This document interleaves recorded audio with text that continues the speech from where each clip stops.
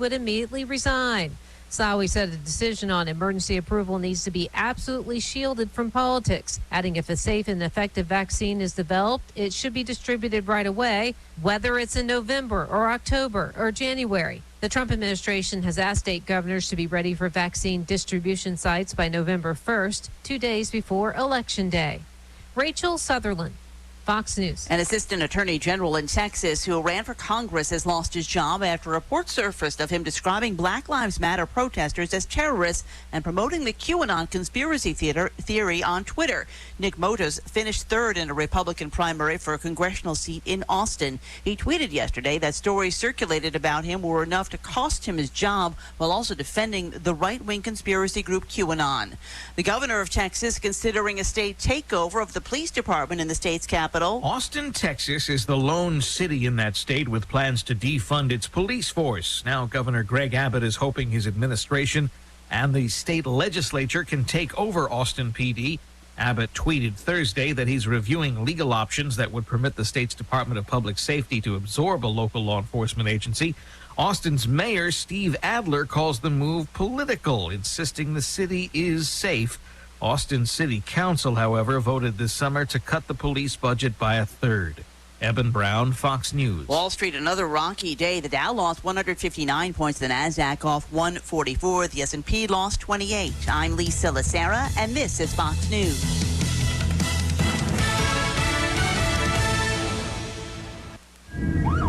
Sir, you are now being placed under arrest for driving under an influence. What does that mean? That means you've earned a night in the Gray Bar Motel. During your stay, you'll be photographed, fingerprinted, and given a stylish jumpsuit. And each room has an en-suite bathroom. Is all this free? Oh, no. Fines, court costs, and legal bills could add up to $10,000 or more. Save your money for a real hotel. Drive sober, or we will pull you over. This message brought to you by the Governor's Office of Highway Safety. I'm Chris Mathis with your coronavirus community update. The COVID-19 has caused folks to look for respites from the city. Blairsville Downtown Development Authority's Darren Harper talked about the attraction of small towns. It has affected business. It's changed the way we do business, but the business is still there. So the people are there, the sales are coming, the visitors are coming, people are looking to get out of the city. So we've become like a destination. Stay tuned for more WJRB, WJUL community updates. I'm Chris Mathis. Live Union County High School football is back on the sports voice of North Georgia. News Talk 95.1 WJRB. Panther Nation, it's time to get uncaged. Union County fans, game time is finally here. Got a man, and it's caught at the 35. Are you ready for some football? And on his way for a touchdown is Sawyer Drake. Union County football is on the air. Presented by Union General Hospital in Blairsville. Taking care of this community for a half century, Union General Hospital supports the Panthers. Panther football is also brought to you by Copperhead Lodge, Bill and Cindy Dave's Remax Town and Country, Davis Jewelry, North Georgia Tax Solutions, your hometown Sears store, More Insurance Services of Blairsville, the Aviator Cafe, Service Plumbing and Septic, and by Ware Chevrolet. And now to the 50-yard line and tonight's call. Fresh off the most successful high school football season in Union County history, we welcome you to year number 8 of our coverage of Union County football. We are back. We've gone through the ringer. We've gone through the uncertainty, but we do know that there are fans in the stands. There are kids on the field. There are band players in the stands, and there is general excitement in Blairsville, Georgia tonight as WJRB 95.1 brings you live coverage, exclusive coverage of the Union County Panthers. A big ball game tonight, a very pretty forecast. It actually kind of tinkled on us 20 minutes ago, but not very long. And we've got sunshine for the rest of the night. It's going to be a nice Labor Day weekend. I'm Jeff Badton. I'm the voice of the Panthers. Our sports director, Chris Mathis, here tonight, too. Chris, great to see you after so many months of wondering Are we going to play? Are we going to do anything? And isn't it exciting that somebody finally said, you know what, we're going to do this thing? Absolutely. I feel like the energy is, could be said for everybody, that everybody's excited for this, whether you're a parent, a player, a coach. Everybody's excited to be able to see some normalcy. Fall football and the mountains is just something that cannot be competed with. It's the best time to come out in the community and support your local high school. Whether your team's good or not good, you're going to come out here and support whichever team you're locally near. So obviously Union County Panthers are ready to go. I know they have a pretty good matchup tonight against their rival Fannin County with the Rebels. Yeah, we're going to get into that in just a second. Just to set the table, Panthers coming off a 10-2 season. As I alluded to in the open, it was our first playoff victory in the 50-plus year history of the school. We knocked off the Lasers of South Atlanta in a pretty tight ball game in the first round of the playoffs. We played Metter admirably in South Central Georgia. We're not able to come away with a victory, but a great season for Brian Allison every year. That's the nature of high school football. Fannin County, for its side, is a program that was really in the doghouse 4 or 5 years ago, and now they are a winner again. They were a playoff caliber football team. They made the playoffs the last 2 years, Chris. And they've got a lot of the same faces back, too. They've got some players. Absolutely. They've got the quarterback, Luke Holloway, who's the senior. I expect big things from him tonight. He's going to be a great player this year. Cohutta Hyde's also a name that I feel most people are going to remember. He played last year in Fannin against Union County, a game in which they won 33-14, but Cohutta Hyde had a great game for the Rebels. 4 catches, 99 yards. He was injured heading into that game, but he's going to have a good night tonight. And we'll just have to see. I think it's going to be a very competitive ball game on both sides. All right, 20 minutes on the clock as we get ready for high school football. Our ball game's always brought to you headlined by Union General Hospital.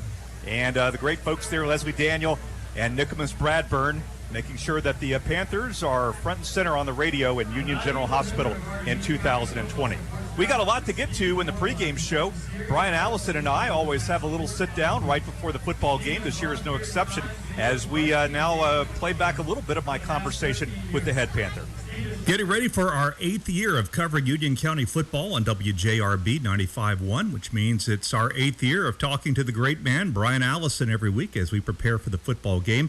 Brian, I will dispense with the question of how was your off season, because I think the whole world had a difficult off season, football or not. What were the difficulties in preparing for this first football game? There was a lot of them. There's a lot of challenges that had going through our school system and through our football team, with everything from not being able to get into a weight room for several months, kids worried and parents and community members worried about starting back with school and starting back with football, and just a lot of stuff that went into it that's going on throughout the country.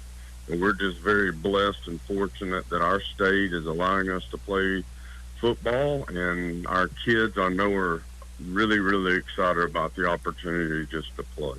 Well, the quick medical question is the program healthy right now? Right now we are. We have gone through a couple of different situations. We lost one kid for 2 weeks. He had a 14-day quarantine. We lost a couple others for 4 or 5 days waiting on some COVID tests that were negative. So it's hit us. Fortunately, though, it hasn't hit a big group of us to this point. So that's what our hope is, that we don't get hit with a big group and we can continue with this season. Is there a hard number that the school system or the superintendent has given you along the lines of, okay, well, if 5 people in the program, whether kids or parents or staff members, have it, then we can't play? Is there any kind of line that you're up against as to whether or not you could play a football game? No, not been given those numbers. I'm not sure that that's the route that we want to go with it. I think it's more of a case-by-case situation and just following the guidelines set forth by our state and by our school. What has the community's participation and opinion been in this, Brian? Are you hearing from people in the community saying you shouldn't be playing, or are you hearing people from the school board who are hesitant to want to play this season? Or would you say that most everybody in the Union County community is pretty on board with what's going on? I have heard nothing negative about it. Of course, I'm not sure if I would or wouldn't, but I have heard nothing negative. I believe that everybody would like to, you keep hearing the same, get back to some level of normalcy, and I believe that the people in this area, in this community, would like to. And I've got some hesitations about it. I have my parents will come to the games, and just making sure that they take care of themselves, and hopefully we'll get through this at a minimal risk, and our players will have a great senior year and a great 2020. Well, let's talk about football. I guess that's normally the focus of our phone calls. You're guaranteed to be a playoff team again this year. Congratulations, I say somewhat with tongue-in-cheek. There have been teams in the region that have decided not to play. That just means there are 4 of you in the region, so all 4 of you will make the playoffs. Aside from that, what is it looking like in practice, and what are you seeing? We've got a great group of young men that really come out and work hard every day, and obviously losing the number of people that we lost will be a factor, especially early on, but we've got some good guys that are going to step in, and I know they'll fill those roles, and it'll be a different team than it was last year. Just the dynamics of how this team will work and operate will be just a touch different than what we were last year. But it'll be exciting. It'll be fun to see what these guys can do. Well, Jonah's going to be your big running back, I assume, and you've got a brand new quarterback. Give us a taste of some of the names that you'll be hearing on the radio and reading about in the newspaper. I think you'll hear those guys, Jonah Daniel, and think you'll hear Logan Helcher's our quarterback, and Mason McComb's a returning receiver. You'll also hear a new name. Keaton Chipwood will be one of our receivers with Dalton Allen, and we'll have a mixture of people at the 4th receiver. You'll hear Caston Hemphill on both sides of the football, and a guy, Trace Wright, that's the corner that you heard last year. And I feel like maybe our strength's our linebacker core, and I feel really solid about those, with Clayton Lester returning, Hunter Young returning. All those guys, and our defensive front, and we're going to be playing some of those offensive, defensive linemen both ways. And names you'll hear is Aaron Helton, Hunter Payne, Connor Cook. Those are guys that we're excited about, and just really can't wait to see what they are able to do. Well, let's look ahead to the Fannin County Rebels tonight. This was a team that was on the down 3 or 4 years ago, but not anymore. They made the playoffs last year. Coach Cheatham has reinvigorated that program, it seems like to me. And what are you expecting tonight? A much improved team from 3 years ago, and a much improved team from 2, and a lot improved. I thought they were a good football team last year. They've got a good quarterback, 3 good receivers returning. They've got an all-state offensive lineman. Their linebackers are solid from last year. So, what a great way to open up the 20 season, with playing Fannin and being able to play at Mike Caldwell. Well, we are excited to be back at Mike Caldwell. Excited to see you there on the sidelines once again, Brian, and go out there and get a victory tonight. Thanks, Jeff. For more than 60 years, Union General Hospital has been this community's caregiver. And now more than ever, we want to keep our community safe. Please follow these CDC guidelines regarding COVID-19. Stay home if you're sick. Avoid touching your face. Wear a face mask in public. Wash your hands for at least 20 seconds. And always practice social distancing. This timely advice comes courtesy of Union General Hospital and its affiliates. We're all in this together. It may be hot outside right now, but we all know those chilly nights will be here soon enough. That's why Aspen Hearth & Home wants you to get ready for cold weather. And Charlotte is not fooling around with this month's offer. Yep, purchase any wood or gas stove, and we'll throw in a free blower. You like free stuff, don't you, kid? Who doesn't, mister? Aspen Hearth & Home is now down from the Walmart on K Road. And we can get your chimney swept, too. Just ask. Find Aspen Hearth & Home on Facebook or call 706-745-0269. Are you or a loved one a current or former smoker? Are you concerned about lung cancer? Hillcrest Clinic and Imaging in Blairsville, Georgia currently performs CAT scans that can detect lung cancers in the earliest stages. Medicare and most commercial insurance companies cover this service in current and former smokers who meet certain criteria. Discuss this test with your doctor or call Hillcrest Clinic and Imaging directly at 706-745-8790 if you think you might benefit from this test, or visit us at hillcrestwalkin.com. Bill and Cindy Daves with Remax Town & Country are really good at getting right to the heart of it. Bill, people ask, what's the best time to get started? Well, now. It doesn't matter what season or what area. If you've been thinking about selling, the time is... I think it's right now. And we promise you, Bill is much more talkative at the open houses. Mountain listings have never been hotter, and Team Daves wants to show you how easy it is to buy and sell in our area. Visit teamdaves.com to view listings and to get contact information. Hey, it's Jeff Batten for North Georgia Tax Solutions. You know, I meet with a lot of small businesses, and there's always one common gripe. They say, I'm not a bookkeeper, and I'm worried about my checkbook balance every time I write a check. They say, what I need is a CFO, but I can't afford one. With North Georgia Tax Solutions, now you can. Debbie and her staff in Blairsville help small business owners concentrate on the product, not the checkbook. Does this sound like your problem? Get a CFO when you call North Georgia Tax Solutions in Blairsville, 706-745-3856. Hi, welcome to the Aviator Cafe. What can I get for you? Okay, you want our buffalo chicken quesadilla. Care for your drink? Okay, a buffalo chicken quesadilla with house wing sauce and a large salad. That'll be up in just a minute. The Aviator Cafe in Blairsville, serving up inventive breakfast, lunch, and dinner specials to chase that hangry stomach away. So, how is everything today? Everything was great. I had a bear of an appetite when I came in. The Aviator Cafe on Highway 76, where you come in hangry and leave happy.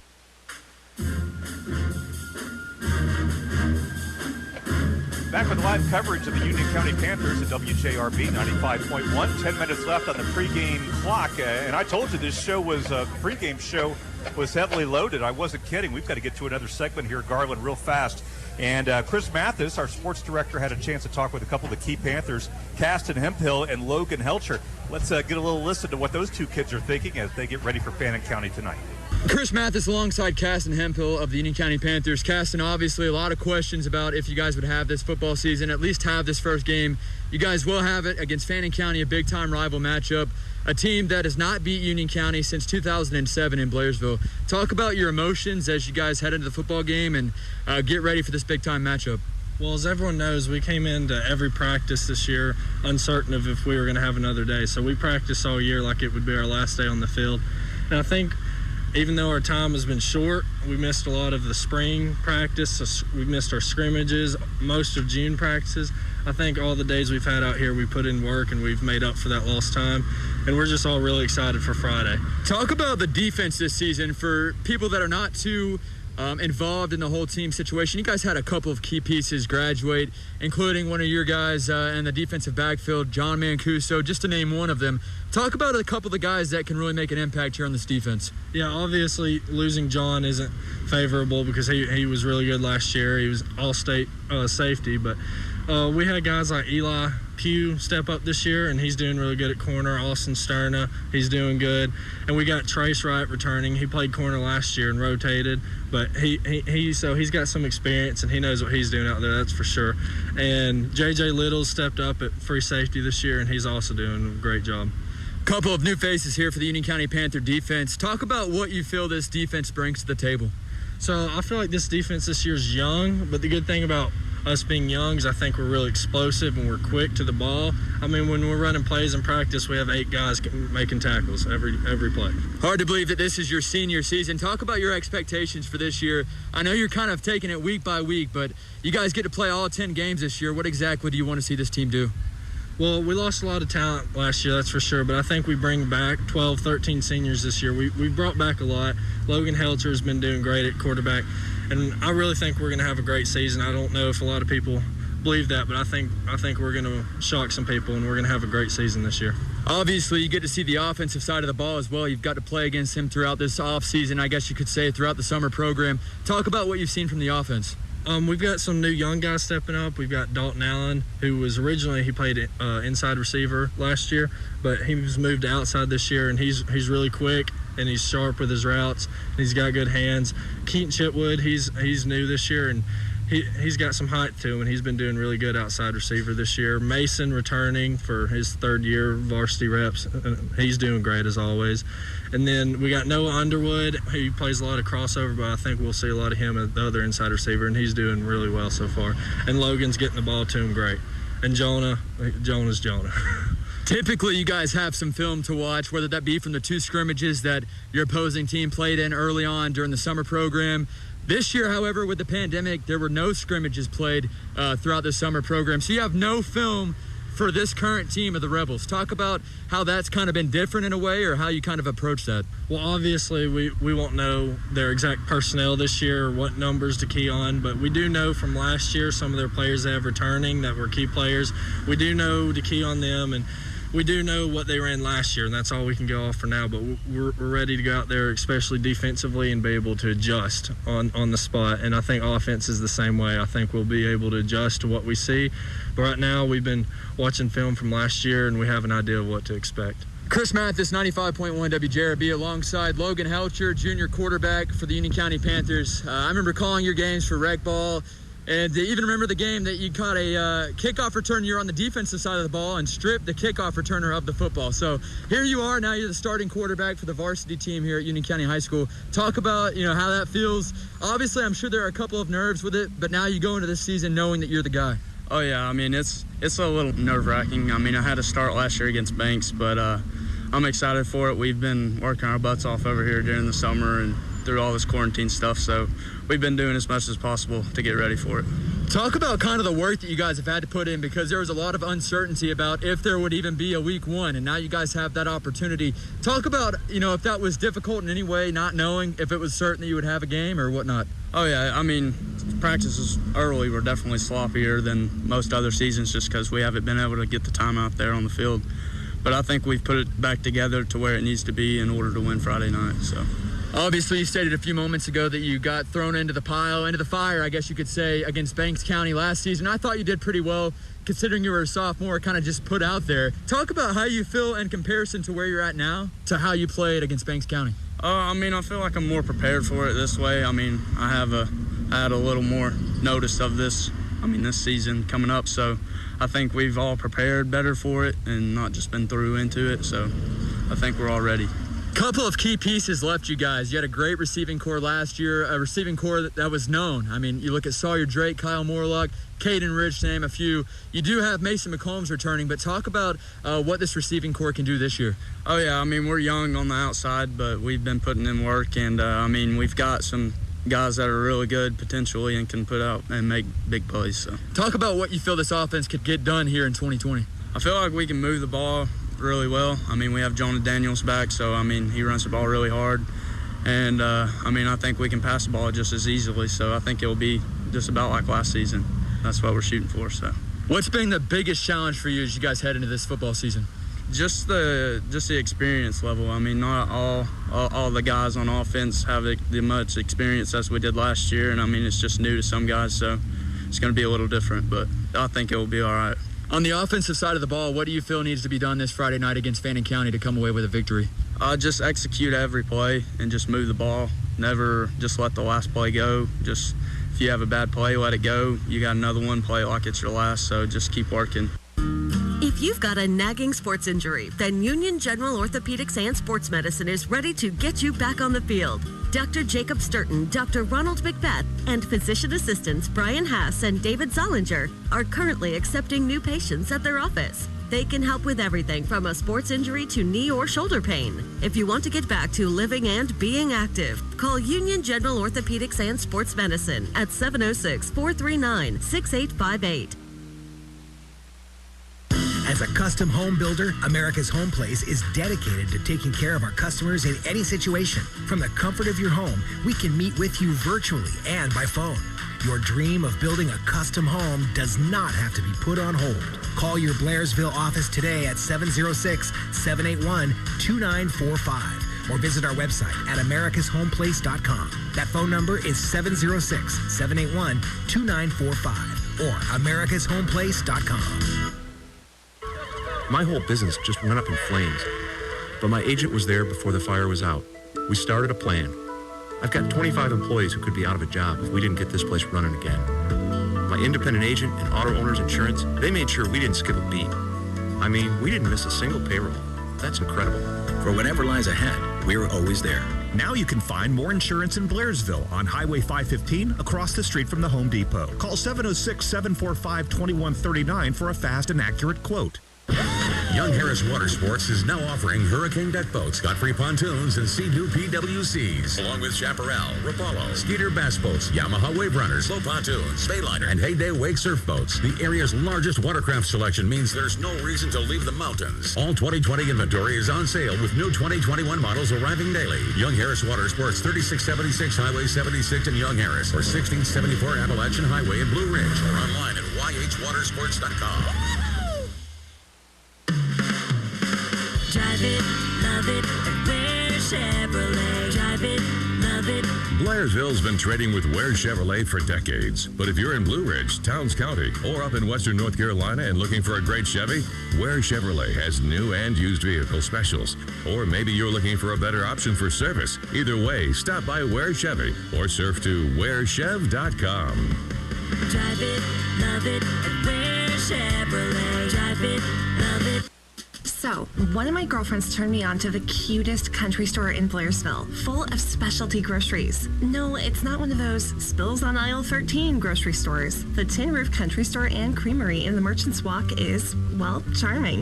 And now they've got milk, cheeses, and specialty foods like jams, jellies, and salsas. The kids get the awesome ice cream, and I get the old-fashioned candies. It's the Tin Roof Country Store and Creamery in Blairsville. Too small to get lost in, but you may never want to leave.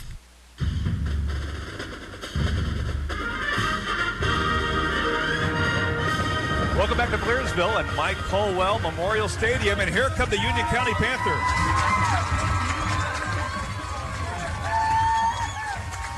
With the American flag, number 66, Aaron Helton, with the rest of the Purple Panthers trailing behind. And what I would call a near-capacity crowd here. I wasn't exactly sure what we were going to get with everything going on in the world, but I think the entire county has decided this is the place to be on Friday night. And I will say this for Fannin County, their people have said the same thing. There is very little seating available on the far side.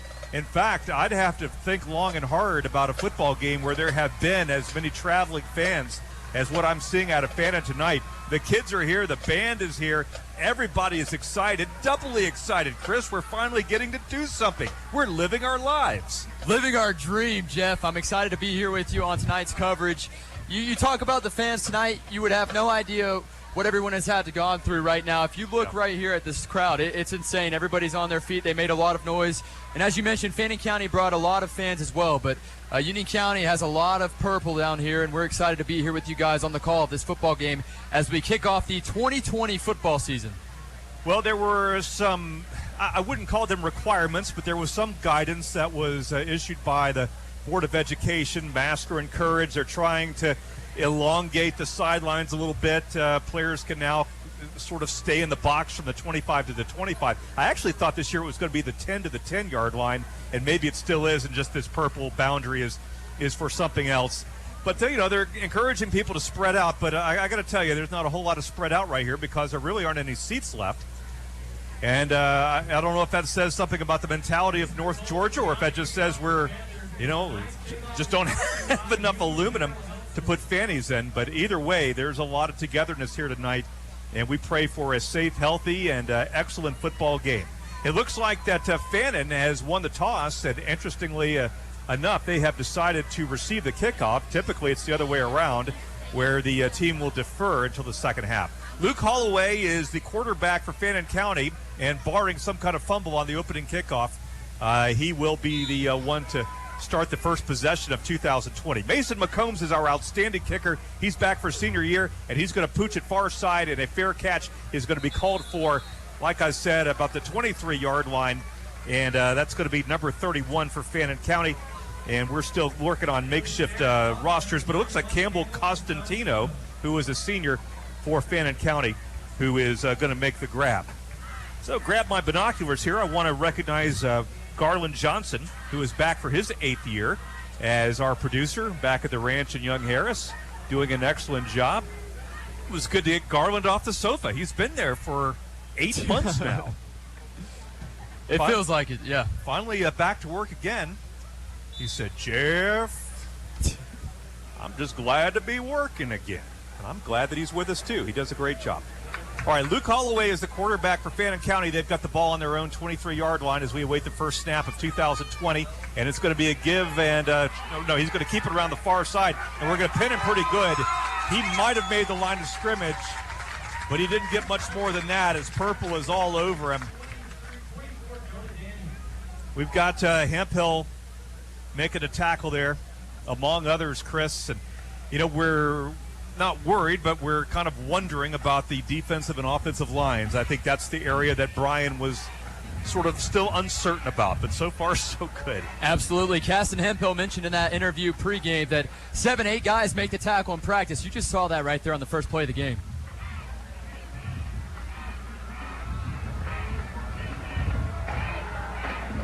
The running back is Cabell Postel. They're going to throw the ball on second down, far side, caught. Running room 35-40 over the 45-yard line. That'll be a first down for Fannin County, and that's number 88 for the Rebels, who is Jalen Ingram. Jalen Ingram is a senior for the Rebels, and it'll be 1st and 10 at our 45-yard line. Just a minute off the clock here, and they're early going. Union County football, Fannin County football. It's got some kind of name, this rivalry, the Battle of the Something. And there was even a trophy that was passed back and forth at one point, but I think Brian Allison lost it, he said, and it's just now the Battle of 5:15. 45-yard line, Luke Holloway is your quarterback. The long-haired Luke Holloway, looks like Bob Marley back there, taking a 3-step drop, plenty of time, lots of time.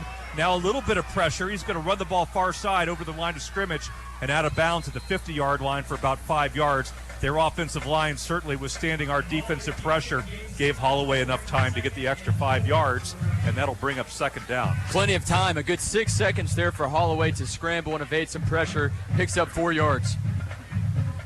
Give him 4, as Chris said, at the 49-yard line. Chris and I were joking that this is going to be an illegal procedure fest, but so far, pretty clean football game. We're just a minute into it. As Fannin now 2nd and 6 with Holloway and Postel behind him. Give the ball to Postel, little guy up over the left tackle, and he's going to fall to the 45-yard line. Making the tackle that time for us is Hunter Payne, who has some experience from last year. He played well. He got some significant playing time for a sophomore, and now he's a junior who's going to be expected to make a lot of plays at his linebacker position. Last year, it was at Banks County when he first, made a splash onto the scene with a couple of sacks on the same drive back-to-back. And since then, he's been a key part of that defense. 3rd and a half a yard for Fannin County. First opportunity for us to make a big defensive play of the year. Shotgun position is Holloway. Now he steps out for a second. He and Postel switch sides. He's going to run it, and we're going to grab him backward, and that's going to be for a loss. Holloway is grabbed backward and thrown. He did not make the line of scrimmage, and it appears to me that Elijah Helton might have been in on that one, number 28. We're still learning the numbers, but I feel pretty certain that that's Elijah Helton. We've got new jerseys this year. Yeah, we do, Jeff. A couple of numbers out there that you'll know are Noah Underwood, of course, Clayton Lester being a couple of guys that have made impacts, and then Caston Hemphill on the defensive side of the ball for Union County. So they lost a yard. It's 4th and 1.5. Not in punting formation. Holloway now under center. Let's see if they snap it. Now he steps back. Barks out some more directives. Back under center. He may not snap it. He may not snap the ball, and it doesn't look like that he is. And did they take the flag or call the timeout? They called the timeout. We're going to keep the broadcast here with now 9:16 left in the first quarter. And it appears that Union County's defense has made its first stop of 2020, and that's a very good thing. Last year, we beat these guys 33-14. You called that ball game with Tim Hunter. Pretty close ball game until the second half when we kind of ran away with it in the fourth quarter. Yeah, it seemed like it was a game that was destined to be Union County, had Union County written all over it. 13-0 at halftime, and then Fannin County came out third quarter, put up a fight. Union still did their thing offensively, but defensive side of the ball, Fannin played pretty well as well. But that game came down to the final moments, and they had a gut-wrenching play that Sawyer Drake took to the house for a touchdown, and that just sucked the air out of the stadium. But I do recall those lights at the stadium were flashing when they scored their first touchdown of the game, and it threw Tim and I off. We were freaking out over there like, what is this? Coach Cheatham told me that week hey, we've got a new light system, be ready. Well, the whole first half was scoreless. I was like, I'm not sure if we're going to see any points.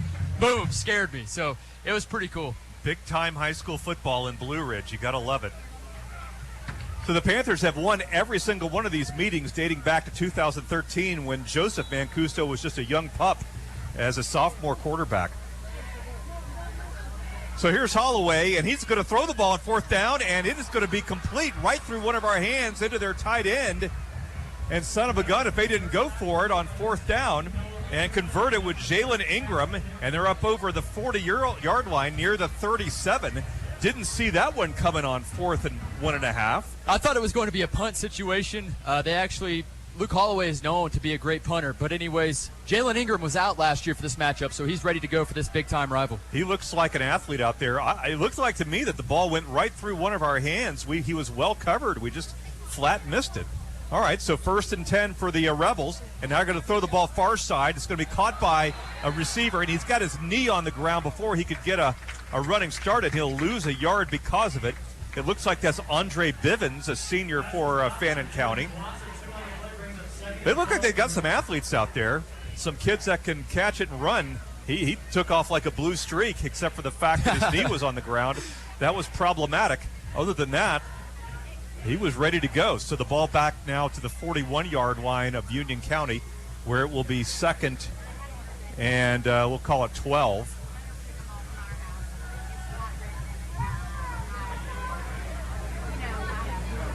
Four minutes off the first quarter clock. Fannin County trying to put together a drive in this big rivalry game. Now back to pass Holloway. Got lots of time, throws the ball, and it's going to be tipped up in the air and grabbed by the receiver. Jalen Ingram did it again. Jalen Ingram. It looks as if that ball hit about 5 or 6 hands. Finally ended up in number 88, Jalen Ingram's hands. And by the time he realized he had it, he took off for the first down marker. Got that in looks like a little bit more. They're going to mark it now at the Union County 26-yard line. And we've seen some crazy defense so far. We're just missing balls. Yeah, we talked about last year, Fannin County had a bad break on a bobbled pass. So far, it worked in their favor tonight. All right, so 1st and 10 for Holloway and the Rebels. Shotgun for him. Going to keep it himself. Far side 25-yard line, and we're going to drag him down. Hemphill on the play. Kind of horse collar. I didn't horse collar him. I guess you could say clotheslined him. He just grabbed him by the neck and threw him down, and that's illegal enough for this batch of referees, and it's going to be 2nd down and 9.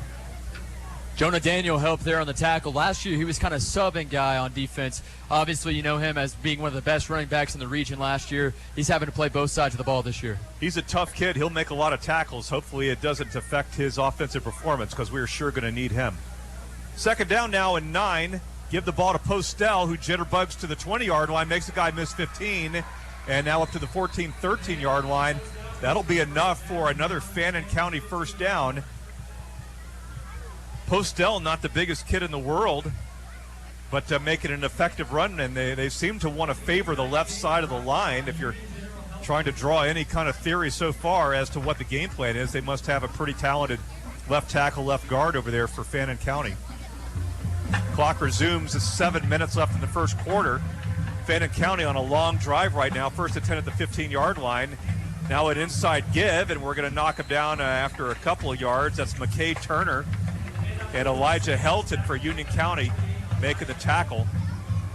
Yeah, last year, Jeff, the running back for Fannin County was Traylon Owensby, who was back-to-back 1,000-yard back. Right. A lot of questions coming in. Who would take over that role? So far, you have to be impressed with Postel.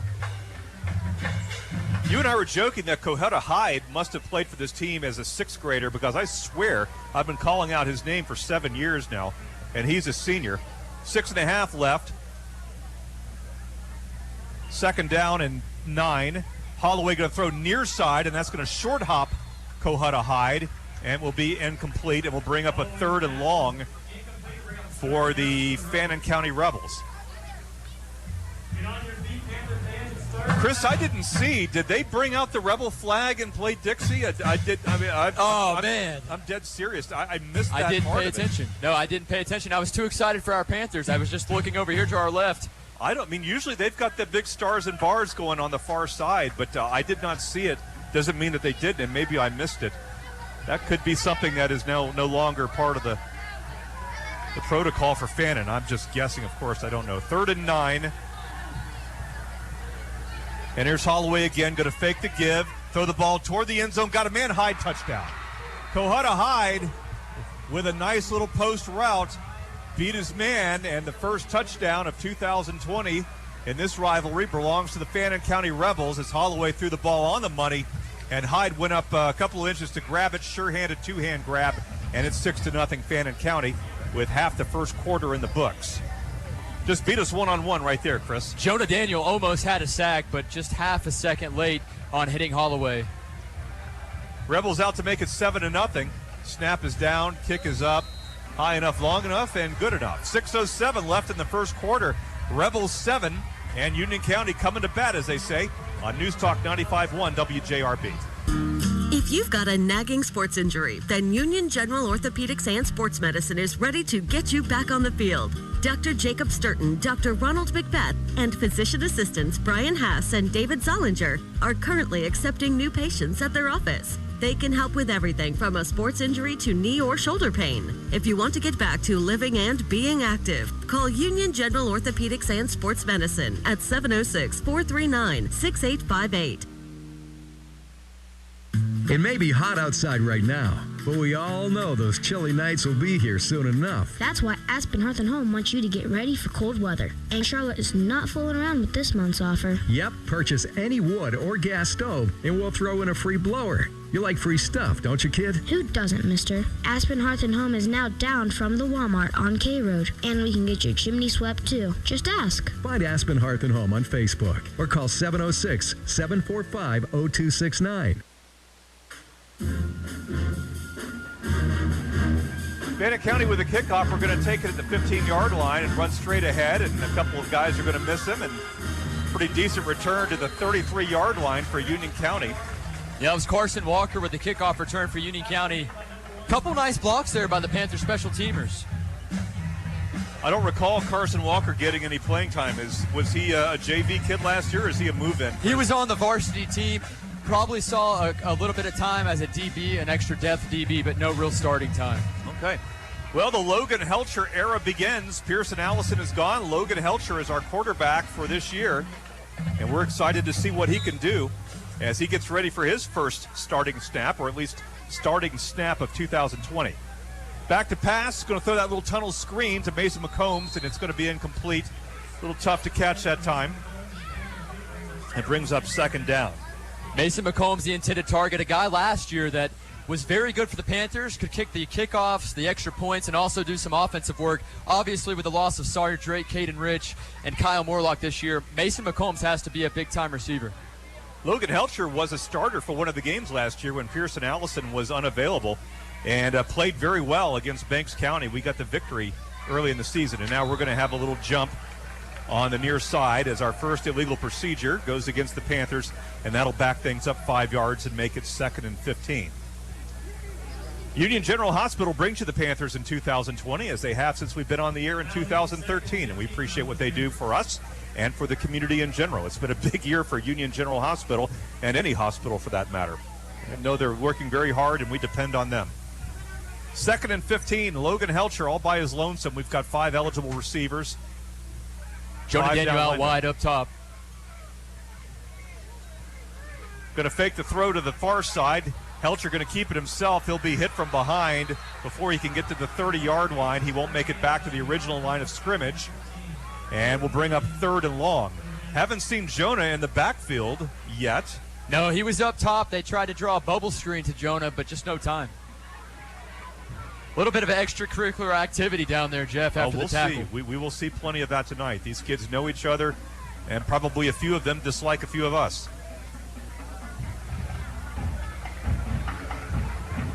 3rd and 13 for the Union County Panthers. We got to hit the 43-yard line. Got to give the ball to Jonah this time, looking for daylight near side.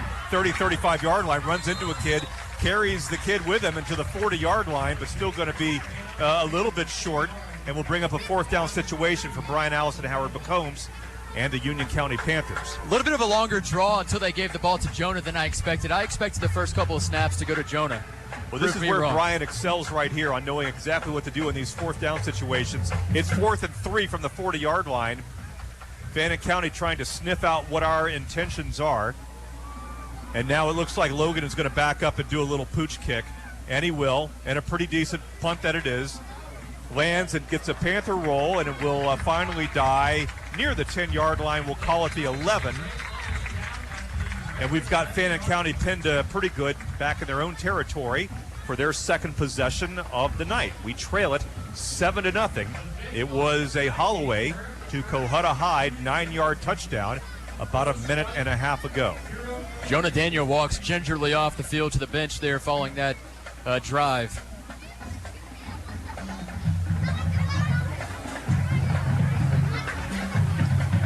Brian says the program is very healthy. There have been no COVID scares. I think there was one boy that had a quarantine situation, but that was weeks ago.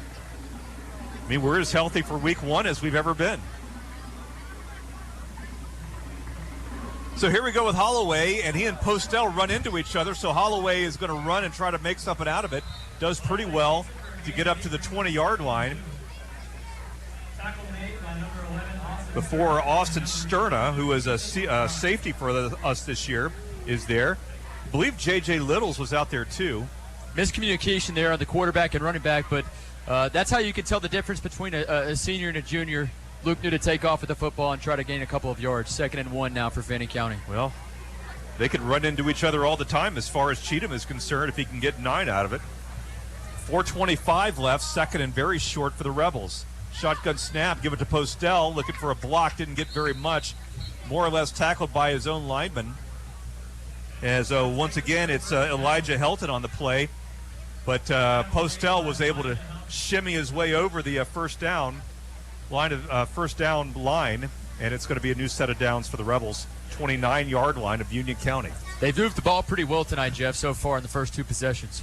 Ball game clicking along. We're under 4 minutes in the first quarter. We are very glad to have you at WJRB. Also glad to have you if you're watching RidgelineTV.net right now. A brand new innovation from the Moon Man. John Moon has got this game streaming live. We invite you to check that out. Back to pass is Holloway. Going to throw the ball deep. He's got Cohutta Hyde, and he's going to miss him. Step-for-step coverage right there from Trace Wright, who played well for us in the defensive secondary last year. Hyde might have had a step on him, but it would have taken a perfect pass.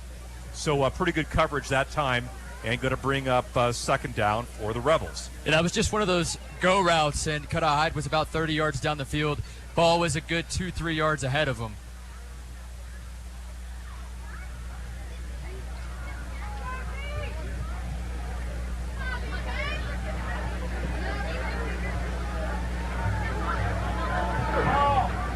Second down now. Holloway going to fake it, keep it himself. Left side, 25-30, 35-40. Got our first flag of the night.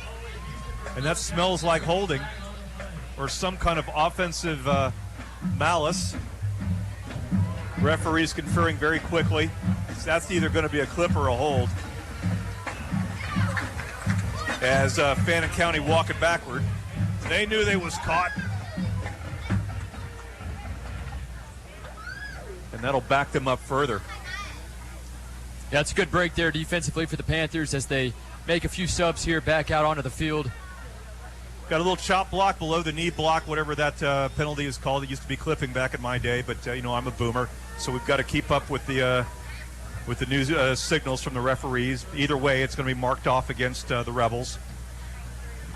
3:35 as the sun starts to set behind us here in one of the prettiest vistas in all of Georgia high school football, and that's Mike Colwell Memorial Stadium.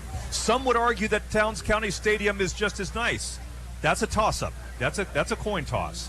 It is very pretty there. Speaking of Towns County, how is Garland Johnson doing with the social media tonight? We want to know about that Towns County Armucci game, Garland. That is now your next assignment. We want to be kept up with that game. You have no responsibilities in North Carolina football, Garland, because they won't play until after Valentine's Day.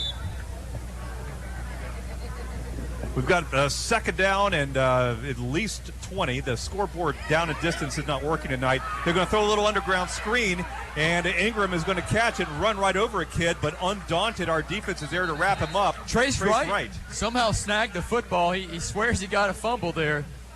Nice tackle, though, in the field, in the open field by Trace Wright. 3rd down and very long. 3rd and 16 now. We saw Fannin County complete a 4th down conversion on their opening drive, so certainly they're not averse to taking chances whenever they have to. 1st down marker at the 34-yard line, ball resting at the 20, or at the 18 rather. Now back to pass Holloway. He's under pressure now. We've got a little pressure on him, and he's going to go down. He's going to go down, and we're going to pick up a fumble. They're going for a touchdown. Dalton Allen has electrified this crowd as we hit Holloway, and Dalton Allen, dreams are made in the first quarter for him as he picks up a loose ball off the carpet, takes it in for about 10 yards or so, and the Panthers have got a touchdown. And there's no doubt about whether that was an incompletion or a fumble. He got him before that arm came forward, Chris, and Dalton Allen has made the first big play of the year for Union County. How about that? You could have told me 50 different ways that the Panthers score their first touchdown this season. Would have not guessed a fumble recovery for a touchdown. All right, we've got a little mayhem on our extra point attempt, so we're going to call timeout and figure that out as we had a personnel issue. We'll keep the broadcast here.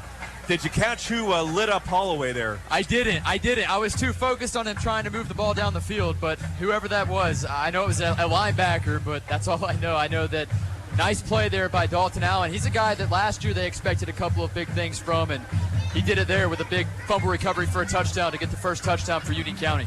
Well, if you watch this game tomorrow at ridgelinetv.net, you'll be able to see for yourself who made that great hit on Holloway and set up the touchdown nicely for Dalton Allen. Dalton Allen got a little playing time during a garbage time. I hate to use that word, but that's the word, phrase everybody understands. He got some late football game play last year, and now he's a starter, and all that hard work from the previous seasons is paying off for him. Yeah, nice heads-up play there to know that the football was loose and he could just take that in for 6.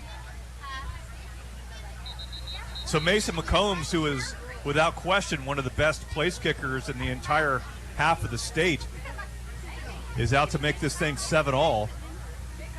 Once again, Union County has just picked up a fumble and scored a defensive touchdown, and we're an extra point away from tying it up with 2.5 minutes left in the first quarter. Exciting stuff. You could hear the place explode. It was hard for me to hear myself. This place was really ready for a big play. Now's McCombs, and it's a missile right through the uprights, and it's 7-all.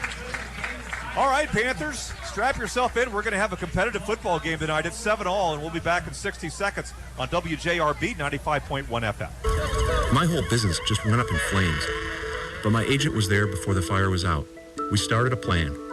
I've got 25 employees who could be out of a job if we didn't get this place running again. My independent agent and auto owner's insurance, they made sure we didn't skip a beat. I mean, we didn't miss a single payroll.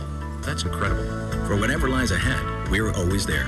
Now you can find more insurance in Blairsville on Highway 515 across the street from the Home Depot. Call 706-745-2139 for a fast and accurate quote. Hey, Packy here with John Chitwood of Service Plumbing and Septic. John, your motto is service is our reputation, and that's what people know you for. It is. Service means showing up on time, not making a customer wait, and not leaving until the job is done. And in the plumbing and septic business, that means everything, I bet. It really does, Packy. I'm proud to say for 25 years, our customers have trusted us to make repairs, both big and small. How do people get in touch? Service Plumbing and Septic, licensed in Georgia and North Carolina at 706-781-1555. That's 706-781-1555. Welcome back, Panther Nation. It's 7-all as we kick off after the touchdown, and Fannin County is going to grab a pooch at about the 38-yard line. And now we've got some flags as there was some extra hitting going on. Hopefully this is of the offsetting variety. That's all we can hope for at this point. McCombs squibbed it, as he likes to do, on the far side, and one of their kids came in and sort of made a sliding shortstop catch, and I guess we may have hit him a second or two after his knee was on the ground, and he took umbrage at that, and next thing you know, a little pushing going on between the two squads. Let's see what they're doing there. They're actually facing against Fannin County, but I have not seen the signal yet. Looks like Fannin's backing up. Yeah. This was on those rascals. The third penalty of the day. Can't imagine that the Blue Ridge faithful is too excited about that. I couldn't see exactly what happened, but whatever they did, they got caught, and we didn't retaliate. And not to make too big a point out of it, but that is what Brian Allison's teams are known for. They very rarely do stupid things. And the only thing that could cause that is a weird offseason like this year. But so far, we've only seen one instance in which somebody jumped offsides for a false start. Now we've got, is it Chad Cheatham on the far side, who has really given that side judge the business. And now he's out on the field and he's screaming at the referee. He's really upset about that. That's Chad Cheatham? That's Chad Cheatham. In the white T-shirt? Yeah. He's frustrated there. I'm not sure if there was a bad spot on the ball from his perspective or what, but he is furious. He came out and made sure that the official knew that he was in the wrong in his opinion. All right, so after all that, it's 1st and 10 for Fannin County in the Rebel offense. 7-all is your score. And now we're going to give the ball to a Coheta Hyde, far side. He's going to pick up a little bit of running room over the 27-30. May have gotten 8 or 9 on that play before we were able to knock him down. They're going to be able to make some plays.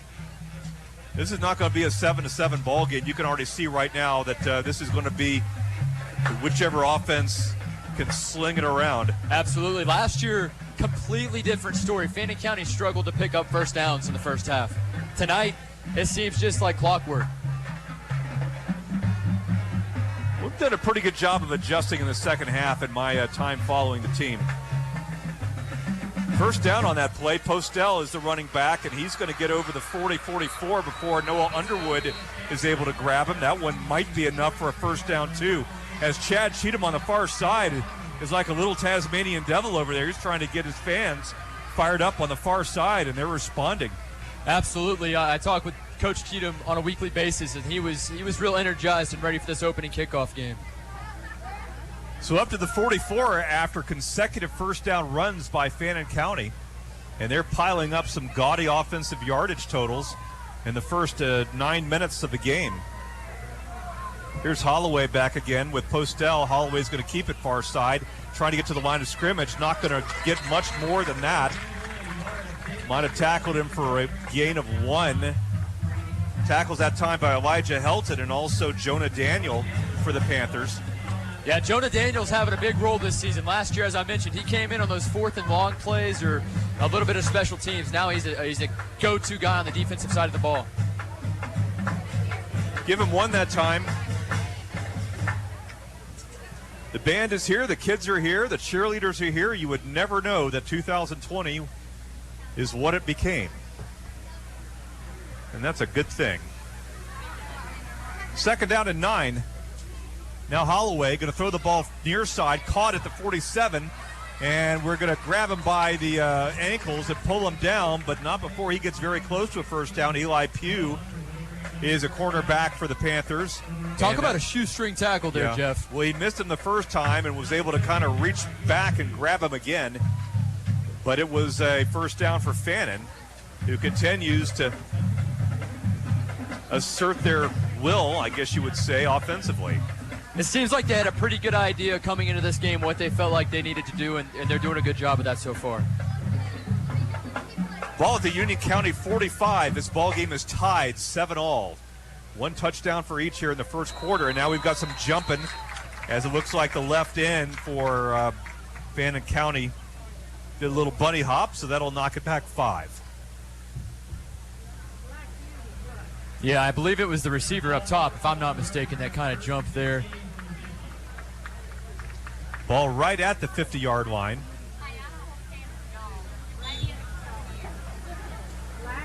Can't get over the size of this crowd. I mean, this is a bigger crowd than we were getting for region games when we were 8-0 last year. I mean, this is more people than we had at the end of the season when we were on the precipice of going 10-0. People are excited about football.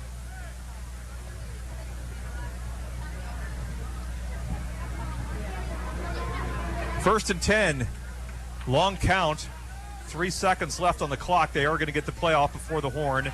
And now Holloway is going to throw the ball deep, and he's got Kohutta Hyde. And Hyde is going to, did he catch that ball? He made the catch. Oh, my goodness gracious. Kohutta Hyde made a circus catch at the 2-yard line of Union County. And people, I got to tell you, that was a spectacular catch. As he came, he had to stop and sort of swivel around to grab that ball. I mean, that ball is going to be dropped 49 out of 50 times at the high school level.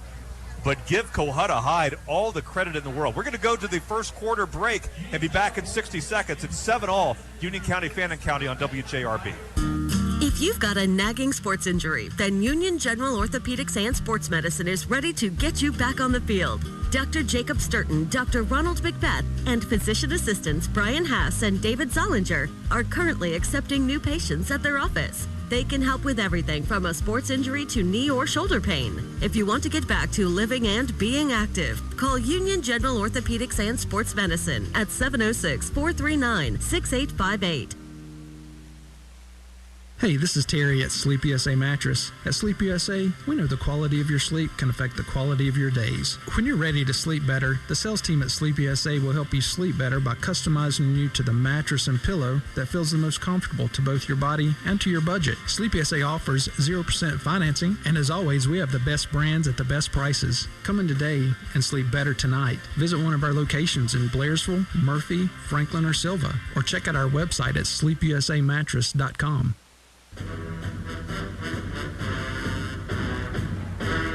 7-all from Mike Caldwell Memorial Stadium in Blairsville, Georgia, as the sun is now sinking behind us back toward Blue Ridge, where those same Fannin County Rebels are giving us a tussle after 12 minutes in the first quarter. We are tied 7-all. Jeff Batton, Chris Mathis, Garland Johnson, and John Moon with you here.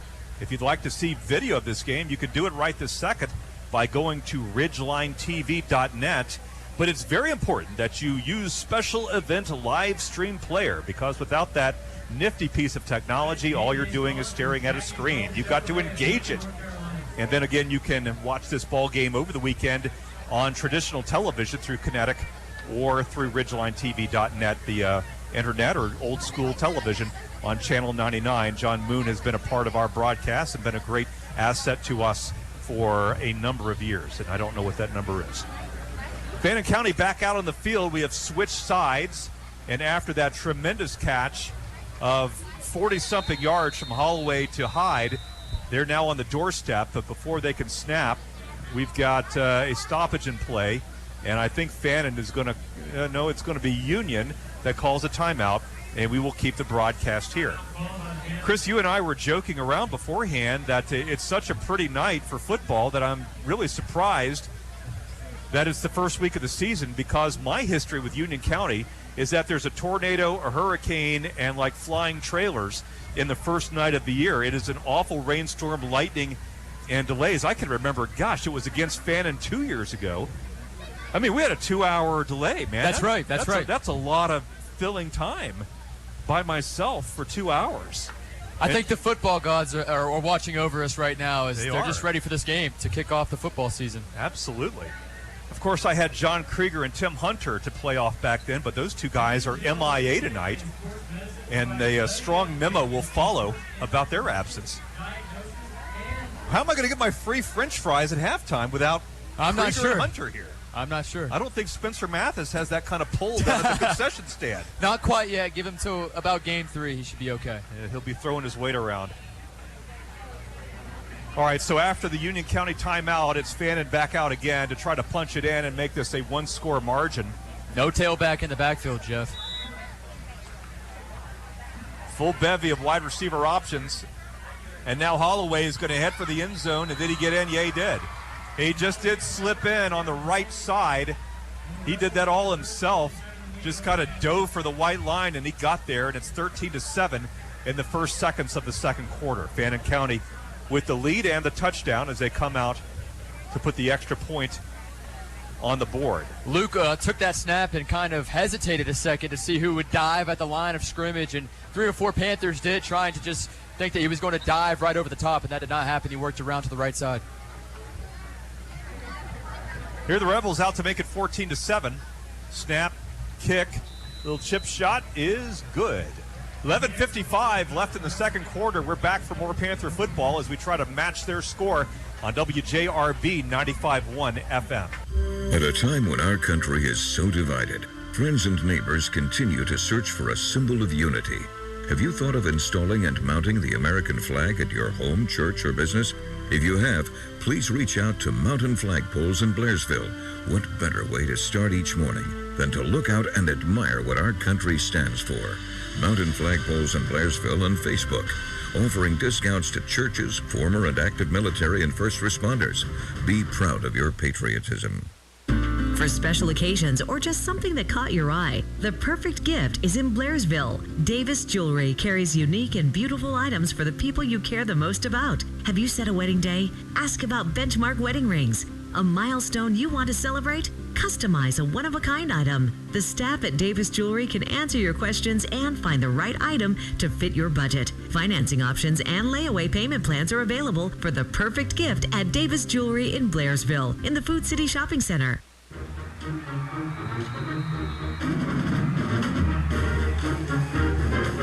Back to Union County football, and we got a little squib kick. J.J. Littles not able to do much with it as he spent half his time just figuring out where the pigskin was going to bounce. It was a crazy little kick with a lot of English on it, and the best he could do was pick it up and try mightily for forward yardage. Didn't get much, and we're backed up a little bit here inside the 15-yard line as we start our second drive of the first half. We trail at 14-7 on a beautiful Friday night, Labor Day weekend, 2020. High school football is back again.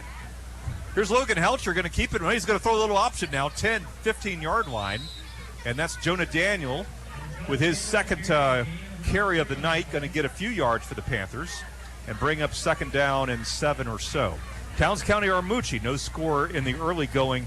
Armucci is a playoff team historically. I've followed those guys off and on over the years in my various high school endeavors. So for Towns County to play competitively with them is a good sign in the early going. Nobody in the backfield for Helcher. Second down, going to quick throw, and I like it up the middle to the 20-yard line, and it's going to be a couple of yards short of the first down. Noah Underwood playing kind of a tight end spot right there for Union, and going to be about 2 yards short, call it 3rd and 2. Another guy that was primarily a defensive player last year, getting some snaps in the inside slot receiver position. Helcher on 3rd and 2. He's got Jonah back there. Going to fake it to Jonah. Helcher throws, and it's caught over the middle. That's a first down as he continues to drag kids with him over the 45-yard line. Is that Noah again? It is, but we've got a flag in the backfield. It came late. Looked like it might have been a holding. I mean, it happens too fast to hold. It seems like on a hold, we've got an illegal man downfield. That's what that was. That's a 15-yard penalty, I believe. Is it? Seems kind of harsh. It does seem a little harsh, but I guess, I don't know. Noah Underwood made a good catch, though. Able to carry guys 7 or 8 yards after the catch. You know what, I asked Brian Allison, I said, what are your wide receiver options going to be? And never once did he say that Noah Underwood was going to be like a Gronk tight end over the middle of the field. I'm going to have some words with Brian Allison. Just a 5-yard penalty. Yeah, I thought 15 might have been a stretch there. 3rd and 7 now, ball back at the 15-yard line. First down marker out there, and it's lonely at the 22. Beautiful, beautiful night in Blairsville. Glad you're here if you're listening to us in the stands. And now here's Helcher on 3rd down. Chase throws the ball, gets his body, and it's caught at the 32-yard line. Pretty throw, pretty catch.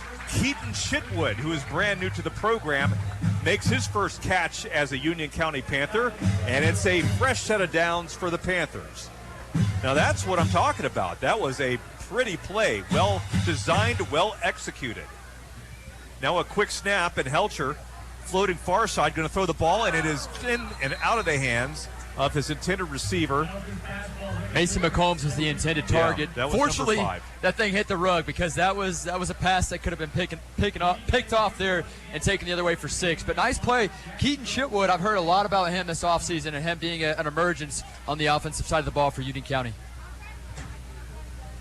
32-yard line after the incompletion now. It's 2nd and 10. We're trying to match their most recent score. We trail it 14-7.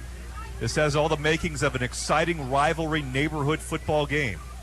It's been a long time since the Rebels have won. They're looking to break that drought tonight as we've got Chitwood in motion. They're going to give it to him. There's a flag on the play. He's around the left side, 30, 35, 40. Looks real good, 45, 50-yard line. I'm afraid this one is probably going to come back too and negate what would be an 18-yard pickup for Carson Walker. Peyton Chitwood. Yeah, that was Carson Walker. It was an end around to Carson Walker. Flag is down in the backfield.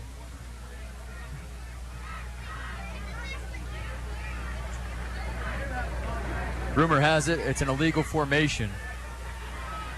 Doesn't have to be a rumor. It could be fact at this point. It could be fact. So the Panthers hurting themselves here on this drive. This is their 3rd drive of the night. They scored on the first one. They punted on the second one.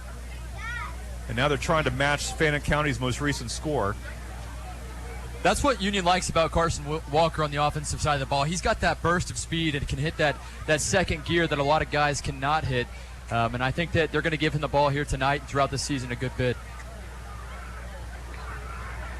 You know, it's the first game for everybody, the kids and the referees too, and there's usually confusion in the officiating crew, but so far so good.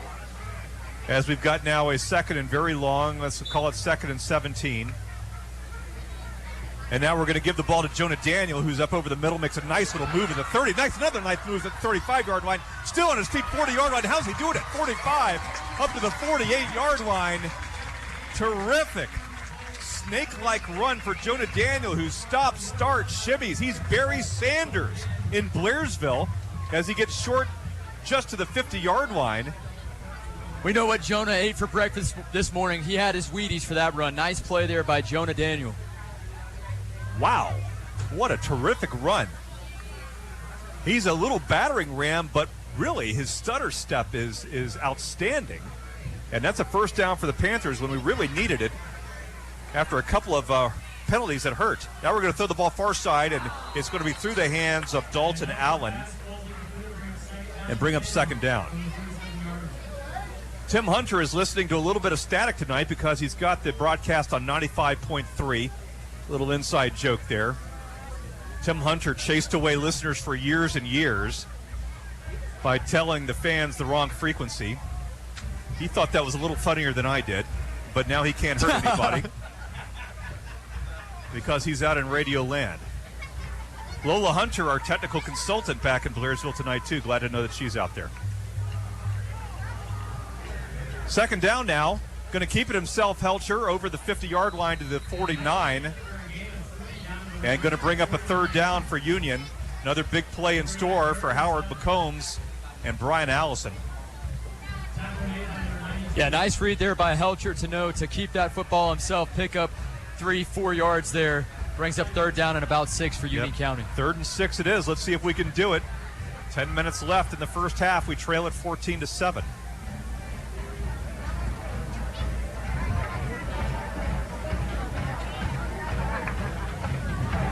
Back to pass now. Throwing the ball over the middle. Got a man. And did he make the play? Yes, he did. Is that Mason McCombs went up high. He must have grabbed that thing a good foot over his head. A spectacular grab from senior Mason McCombs has got the Panthers another first down at the 28-yard line. Wow, what a play. Now a quick snap as Helcher coming this way. Throws off his foot. And is going to short hop, or did he catch? Are they going to give him the catch on that? Yeah, they did. Wow, that ball looked like it short hopped right into his hands, but we'll take it as Keaton Chitwood making another strong offensive play for Union. And now we're inside the 20-yard line. Ball at the 19, and 2nd and 1 after the 9-yard pickup. Panthers moving the ball efficiently here, mid-second quarter. Jonah Daniel behind Logan. with 4 eligible receivers.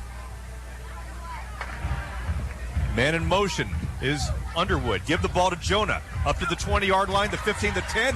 Runs over a kid, 10-5. And the ball comes out of his hands. They're going to mark that the ground caused the fumble. That will not be a fumble, even though Fannin came up with it. It's going to be Jonah Daniel with another strong pickup.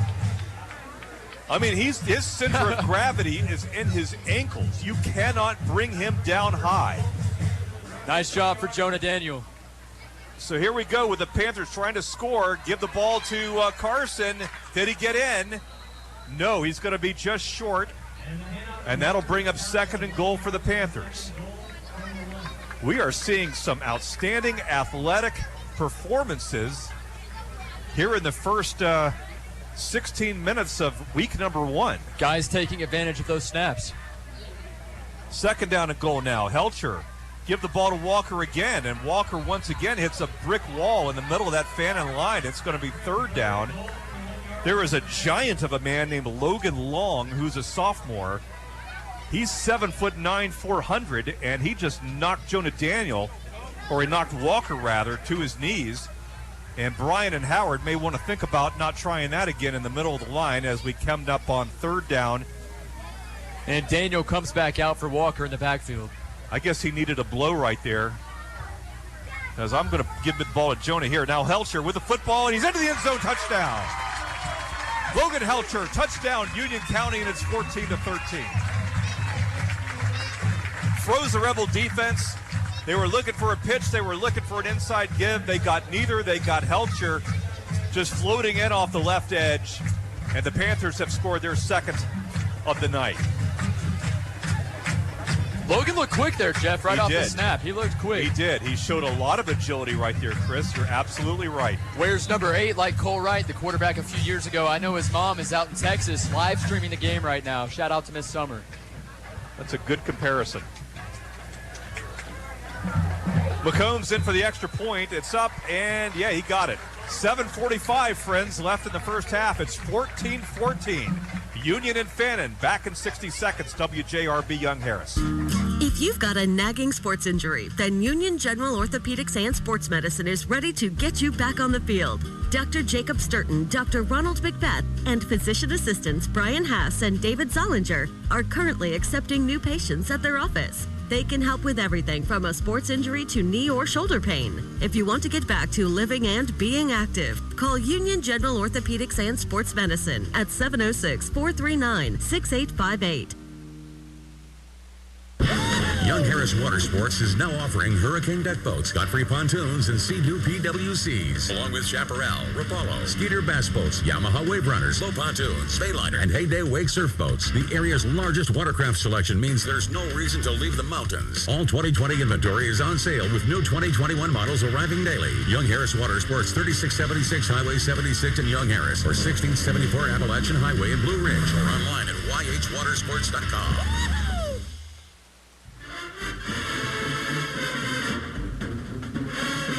You're listening to Union County Football at 95.1 WJRB. You can also stream us audio, WJRBradio.com. Just click on the big Union County Panther picture. You can also watch this game live, video style, at ridgelinetv.net. And there's a little link for you to pull up the video stream, and you can hear us on it. All that having been said, we've got an exciting football game in Blairsville, Georgia. It's 14-all. Jeff Batten, Chris Mathis, the Moon Man, and Heavy G, Garland Johnson, back at the Young Harris McMansion. Mason have you McCombs. seen Garland? Have you seen him? It's not an inappropriate moniker. Mason McCombs is a kicker that can pooch kick. He can kick it into the end zone, and obviously Coach Allison likes that versatility. We've seen it time and time again. Union will start off the game with a pooch kick. That time, Mason was told to kick that puppy into the end zone. I think that's a great idea, too. Unless you've got a kid over there that just can't catch the ball. Once they've caught it twice, just let them just kick it in the end zone. Here's Postel for Fannin County, and he's got a little daylight here on the first give. He's over the 35, near the 40-yard line. First down and then some for a young Logan Postel, or Caleb. I've been calling him Logan. His name is Caleb Postel, and he's a senior. Trace right there on the tackle for Union County. Fortunately, he was there to make that tackle because that guy had a burst of speed that if he gets past Trace, he's over midfield. It'll be fun to listen to both coaches after this ball game. I mean, when you talk to Chad Cheatham later this week, win or lose, you can tell he probably really wants to win this game. Absolutely. This is an important game for him personally, as well it should be. That's a first down for Fannin. Holloway's going to fake it, go far side on his feet, 40, 45, 46, 47. A couple of kids pushing him out of bounds. I see Trace Wright over there. I also see big 66, Aaron Helton. Got the Helton boys logging a lot of minutes for Union, Elijah, and of course Aaron. And there's a Noah Helton too. I'm not sure the relation there, but they're all brothers. They're all brothers. There's wow. no cousins in the mix there. They're all brothers. I'll tell you what, Aaron Helton was a big part of this Panther defense last year. A couple of big-time blocks on some kickoff returns as well. 7 minutes left in the second quarter. It's 14 apiece, Panthers and Rebels from Blairsville. Great crowd, great atmosphere tonight. Snap now, and here's Caleb Postel jitterbugging over the 50, 45, 44. Going to be close to the first down marker, Postel. Pretty clean football game so far. 3 or 4 penalties, kind of numbers that you would expect in Week 9 or Week 10. Both teams playing a clean football game. A run-heavy football game in terms of Fannin County. Union County has tried to throw the ball a little bit here and there. You saw a couple of deep shots by Luke Holloway of the Rebels. Mark it at the 44-yard line of Union.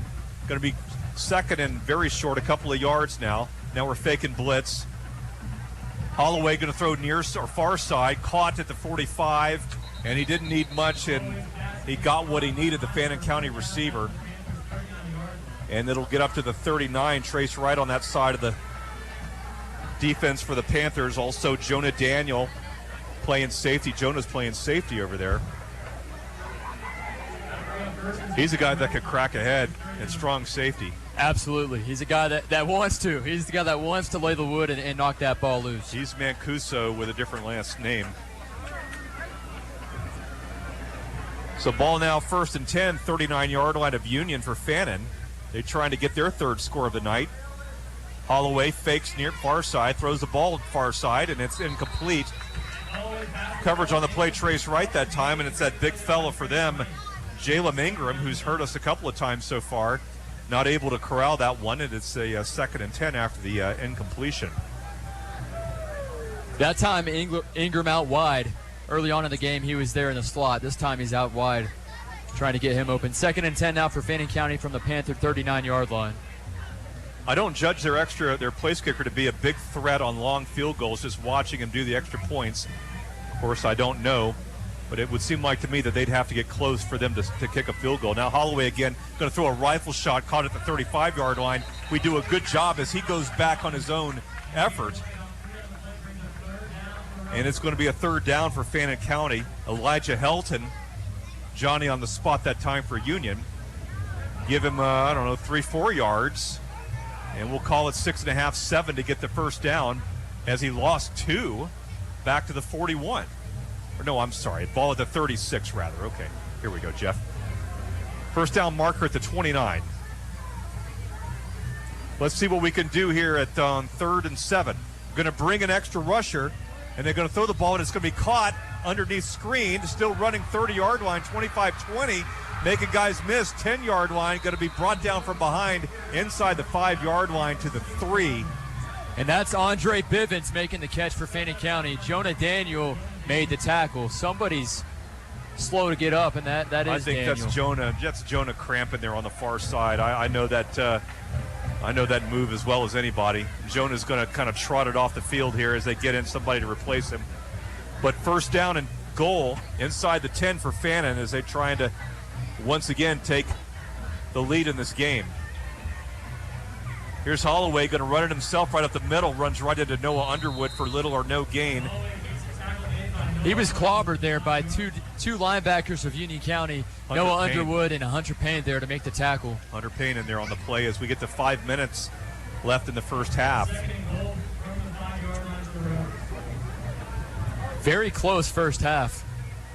Yeah, neither team looks like is separating themselves from the other. Has the everybody ability to separate itself. You're right, Chris. Seems pretty equal so far. Fannin County not in that no huddle. I mean, they're chewing up the clock.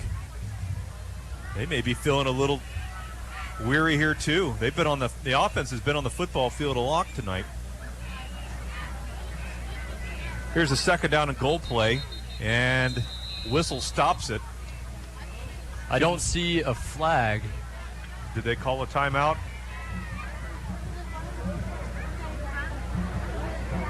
No flag on the field, just delay of game called against Fannin County. Yeah, so that's good news for Union. That 5 yards will help. Ball in the 9. Absolutely. Now it kind of opens up. You're expecting a pass here. If you're a little bit closer, you're expecting a run. Now I think the Panthers are expecting a pass here from Holloway. Still second down.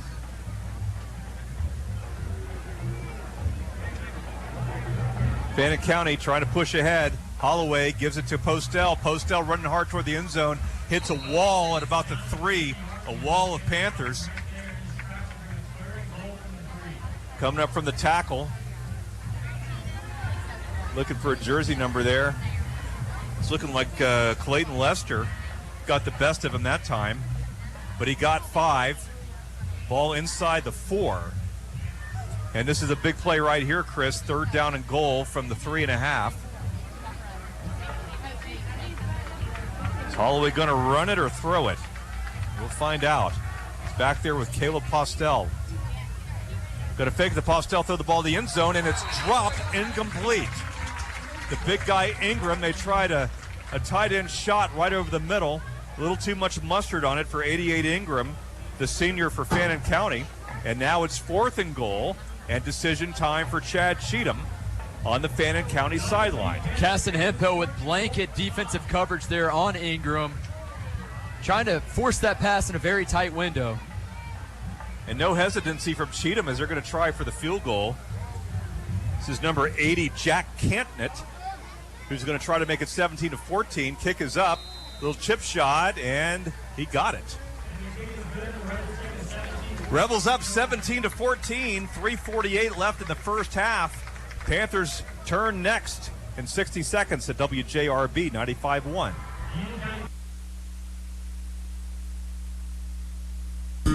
If you've got a nagging sports injury, then Union General Orthopedics and Sports Medicine is ready to get you back on the field. Dr. Jacob Sturton, Dr. Ronald McBeth, and physician assistants Brian Haas and David Zollinger are currently accepting new patients at their office. They can help with everything from a sports injury to knee or shoulder pain. If you want to get back to living and being active, call Union General Orthopedics and Sports Medicine at 706-439-6858. Drive it, love it, Ware Chevrolet. Drive it, love it. Blairsville's been trading with Ware Chevrolet for decades. But if you're in Blue Ridge, Towns County, or up in Western North Carolina and looking for a great Chevy, Ware Chevrolet has new and used vehicle specials. Or maybe you're looking for a better option for service. Either way, stop by Ware Chevy or surf to warechev.com. Drive it, love it, Ware Chevrolet. Drive it, love it.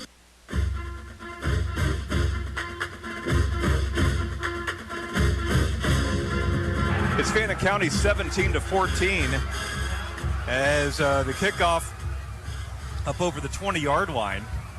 Big hit that time for Fannin as Logan Helcher and the boys coming out to try to get back that lead or match it at least. We trail at 17-14. 3:40 left thanks to Union General Hospital for being the title sponsor of Panthers on the Radio again in 2020.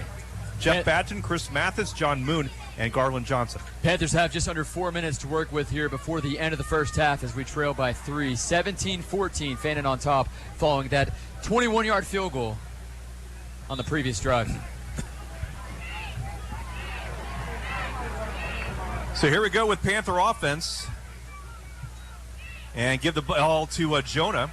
And Jonah's hit pretty quickly right at the line of scrimmage. 2nd and 9, Towns County with the first touchdown of the year as they lead Armucci by a score early on. That's awesome. That's good news. Obviously, I cover Towns County on the Mountain scoreboard. They had a couple transfers in from Hayesville football team, and I know those guys will make an impact right away. Boy, there is something about that Towns County Hayesville back and forth. You see kids changing schools all the time. All right, here's Helcher on second down. He's going to roll the ball and throw the ball on the run, and is caught at the 40-yard line. And Mason McCombs is going to get the first down for Union at about the 42-yard line. Logan Helcher has shown a fine ability to throw the ball on the run. Absolutely. He was running there to his right, completed the pass a little bit to the left of his body, and Mason McCombs has made some positive gains every time he's touched the ball. I'm not sure why he hasn't got the ball more tonight. 42, as we said. Panthers trying to match that last score or surpass it with a touchdown. As darkness falls upon the old 305-1-2. Now going to give the ball to Jonah, looking for a block near side 40, 45-yard line. Got about 2 or 3 that time. And Jonah is going to be subbed out on this play. Is he cramping again? Something happened to his hand there as he was running out of bounds.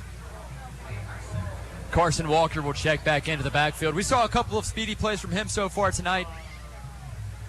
I think he's going to be one of those guys that they're going to have a stretch handoff to try to get him away from the line because he can just take off with that speed he has. He's a little guy. He's not going to be a power runner. He won't be able to put his head down like Jonah. But you're right.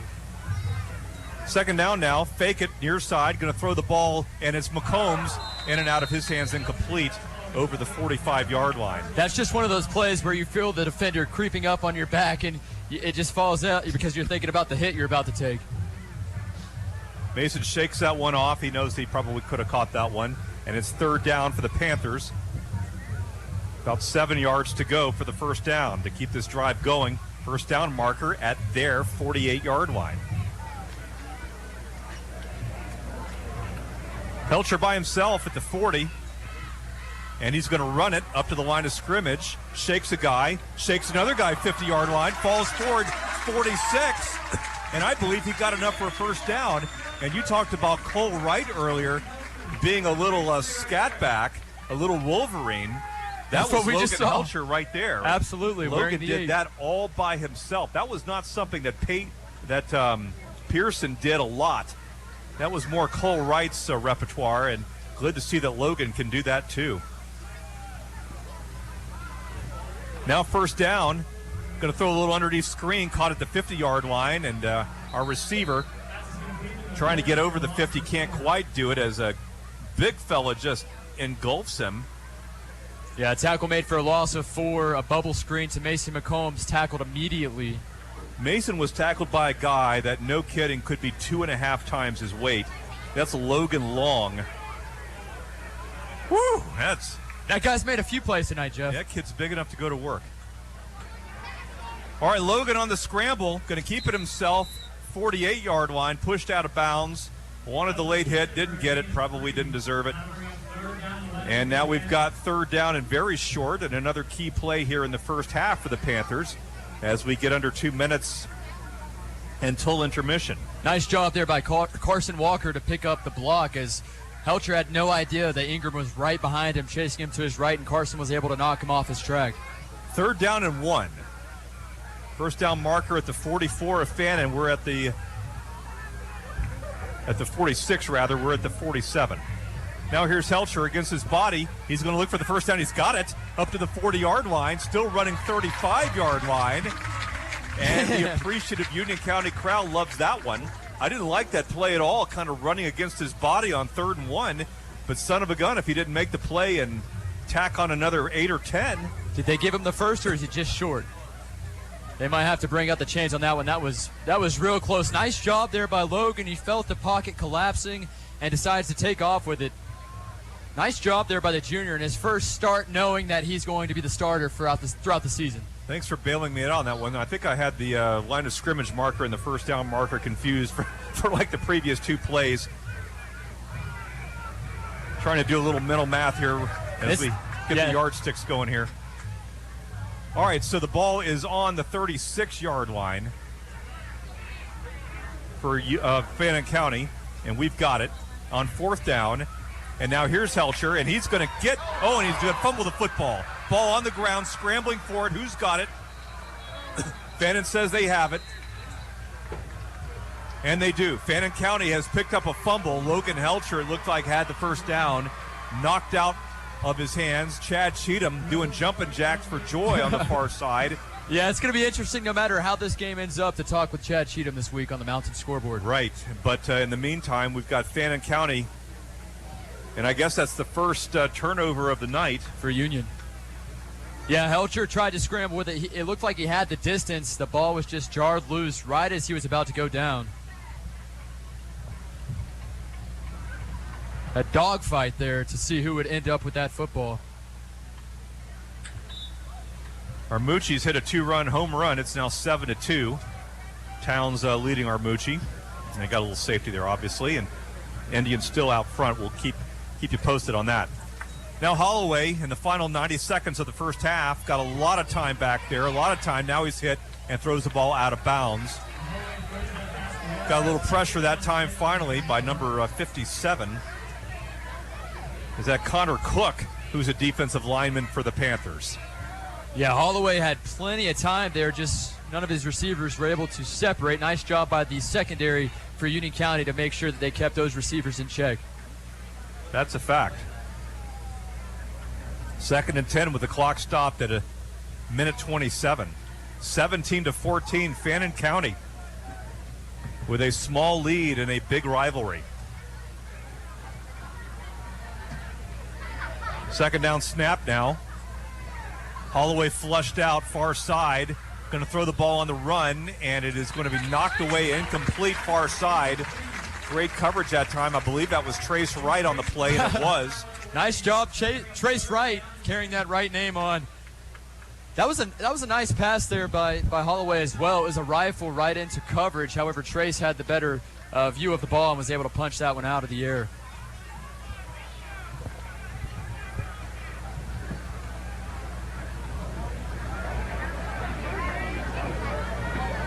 Third and 10. Trying to keep these guys off the scoreboard in the final minute 19. They lead at 17-14. They meaning Fannin. Snap. Holloway, far side scrambling. Looks like he's going to run it. 35-yard line, and we're going to push him out of bounds. Trace Wright in pursuit that time.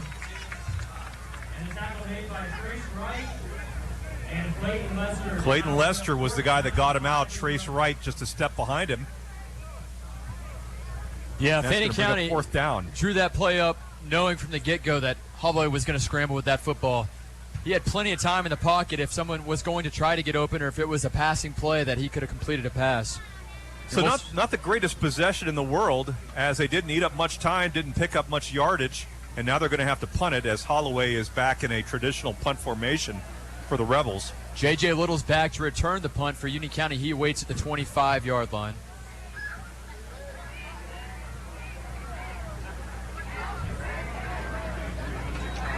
Snap now. Punt is high and pretty good, and angled toward the far sideline. We'll see where they mark it. And there was a flag thrown, but I believe the official picked it up, realizing that the ball went out of bounds. So the referee's going to mark that at the 36-yard line. Correction, flag is down there at the 43-yard line on the far side. Just see it right there on the white hash.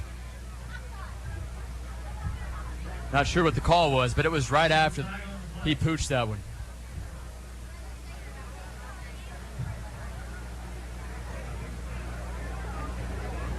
Football game bogging down a little bit here in the last 20 or 30 minutes, as there's been a lot of incompletions and a few penalties and some turnovers. We'll be able to replay you some of the interviews that we've gotten from the kids and from Brian Allison during our halftime show. That'll be coming up in a minute and 2 seconds.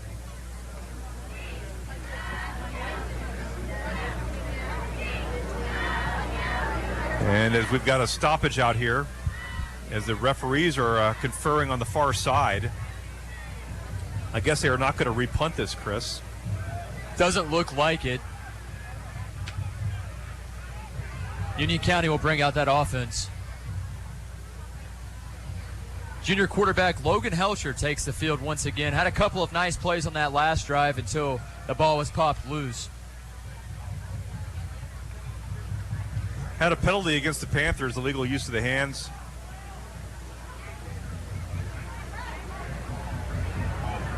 That'll be marked off against the punt.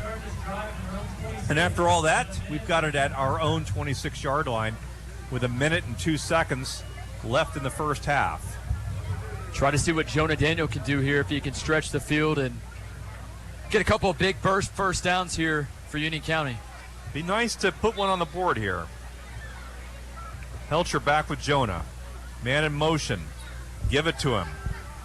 Gets Carson up to the 30-yard line before he's tackled by number 52, Micah O'Neill.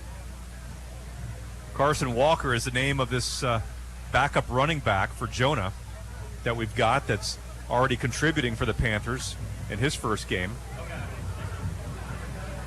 Panthers in no hurry at all. Doesn't look like that they're too eager to make the most of this last 30 seconds. And it's not usually Brian's style. Yeah, I figured he'd be guns a-blazing trying to get a touchdown here, or at least tie up the football game. At 17, you got a reliable kicker in Mason McCombs. 20 seconds, going to throw the ball, and it's going to be caught by the Panthers at the 35-yard line. He's going to stay in bounds. Keaton Shitwood making the play, and that very well may be the last play of the first half, as we're now at 5 seconds. Referee marking the ball at the 35-yard line, and that, friends, is going to do it for the first 24 minutes of the 2020 season. Fannin has scored 2 touchdowns and a field goal. We have scored 2 touchdowns, but without the field goal. And a little high school math will tell you that makes it 17-14 as we take you to intermission. Union General Hospital brings you the Panthers in 2020 as they have steadfastly for the last 8 years. We appreciate what they do, and all the sponsors here tonight. We're just excited to be able to bring you high school football again in 2020. Going to come back, give you a little scoring summary, Garland, and then we'll be ready to talk to Brian Allison again to start the halftime entertainment. So we're back with that halftime break, Garland, and you're listening to WJRB Young Harris, 95.1, the voice of the Panthers. Drive it, love it, Ware Chevrolet. Drive it, love it. Blairsville's been trading with Ware Chevrolet for decades. But if you're in Blue Ridge, Towns County, or up in Western North Carolina and looking for a great Chevy, Ware Chevrolet has new and used vehicle specials. Or maybe you're looking for a better option for service. Either way, stop by Ware Chevy or surf to warechev.com. Drive it, love it, Ware Chevrolet. Drive it, love it.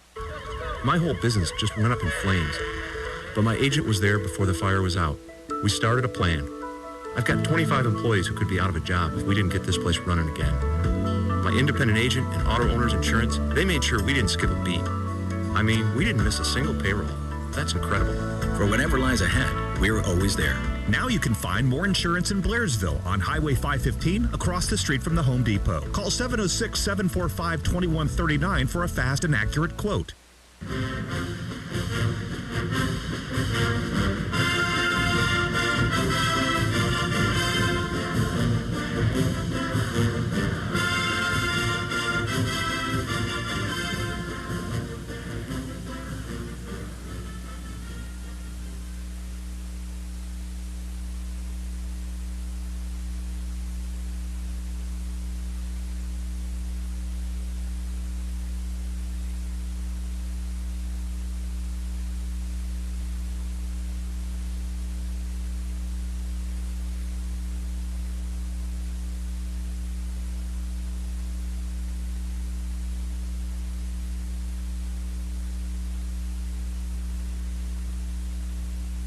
Hey, it's Jeff Batten for North Georgia Tax Solutions. You know, I meet with a lot of small businesses, and there's always one common gripe. They say, I'm not a bookkeeper, and I'm worried about my checkbook balance every time I write a check. They say, what I need is a CFO, but I can't afford one.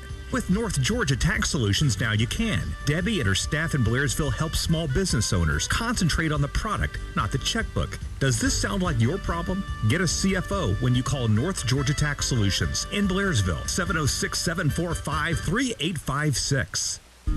If you've got a nagging sports injury, then Union General Orthopedics and Sports Medicine is ready to get you back on the field. Dr. Jacob Sturton, Dr. Ronald McBeth, and physician assistants Brian Haas and David Zollinger are currently accepting new patients at their office. They can help with everything from a sports injury to knee or shoulder pain. If you want to get back to living and being active, call Union General Orthopedics and Sports Medicine at 706-439-6858. It may be hot outside right now, but we all know those chilly nights will be here soon enough. That's why Aspen Hearth & Home wants you to get ready for cold weather. And Charlotte is not fooling around with this month's offer. Yep, purchase any wood or gas stove, and we'll throw in a free blower. You like free stuff, don't you, kid? Who doesn't, mister? Aspen Hearth & Home is now down from the Walmart on K Road. And we can get your chimney swept, too. Just ask. Find Aspen Hearth & Home on Facebook or call 706-745-0269. Drive it, love it, Ware Chevrolet. Drive it, love it. Blairsville's been trading with Ware Chevrolet for decades. But if you're in Blue Ridge, Towns County, or up in Western North Carolina and looking for a great Chevy, Ware Chevrolet has new and used vehicle specials. Or maybe you're looking for a better option for service. Either way, stop by Ware Chevy or surf to warechev.com. Drive it, love it, Ware Chevrolet. Drive it, love it. As a custom home builder, America's Home Place is dedicated to taking care of our customers in any situation. From the comfort of your home, we can meet with you virtually and by phone. Your dream of building a custom home does not have to be put on hold. Call your Blairsville office today at 706-781-2945 or visit our website at americashomeplace.com. That phone number is 706-781-2945 or americashomeplace.com. You asked for it. Dr. William Frazier at Sentinel Plastic Surgery in Blairsville will again be offering non-invasive, comfortable treatments that target brown spots and tiny red veins. You know, the ones on the face, bald spots, upper chest, or hands that shout old. You can now eliminate those pesky age spots before the holidays. Treatment dates are November 28th to December 4th. Call Sentinel Plastic Surgery at 706-439-6486 for information. That's 706-439-6486 in Blairsville.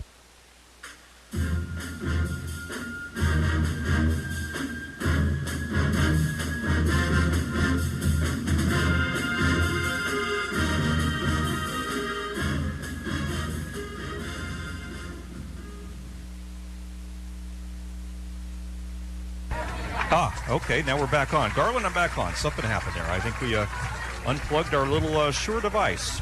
You got me, Garland? Give me a little hello, sir. 15:47. Thank you. 15:47 left in the halftime show. You know, the first game is always a little bit of a technical challenge, and then we figure it out by week 10, and everybody's happy by the time the playoffs roll. Absolutely. Jeff Patton, Chris Mathis, and John Moon here in the press box. Garland Johnson trying to make sense of it all back in Young Harris, and we appreciate what Garland does. I'm going to turn down this field mic a little bit. It's 17-14. Fannin County leads Union County, and we've got a scoring summary here with Chris Mathis. Absolutely. Fannin County came out quickly in the first quarter, scoring a 9-yard touchdown pass to Cohutta Hyde, going up 7-0. Then Union County there in the first quarter recovered a fumble. We sacked the quarterback, Luke Holloway. A fumble was there, and Dalton Allen picked it up for about a 12-yard fumble recovery for a touchdown, knotting things up at 7-all. Then in the second quarter, Fannin County scored on a 2-yard touchdown run by Luke Holloway. He called his number and put the Rebels up 14-7. Union County answered back with a touchdown score from their quarterback, Logan Helcher, who punched it in from 1 yard out, making the game 14-all. And then we saw a 21-yard field goal made by Fannin County, going up 17-14 there in the first half. And that's the scoring recap for the first half, Jeff. And as you put it, there was very little separation between the two teams. Either team could be ahead right now, and either team could come out in the third and fourth quarter and win this thing.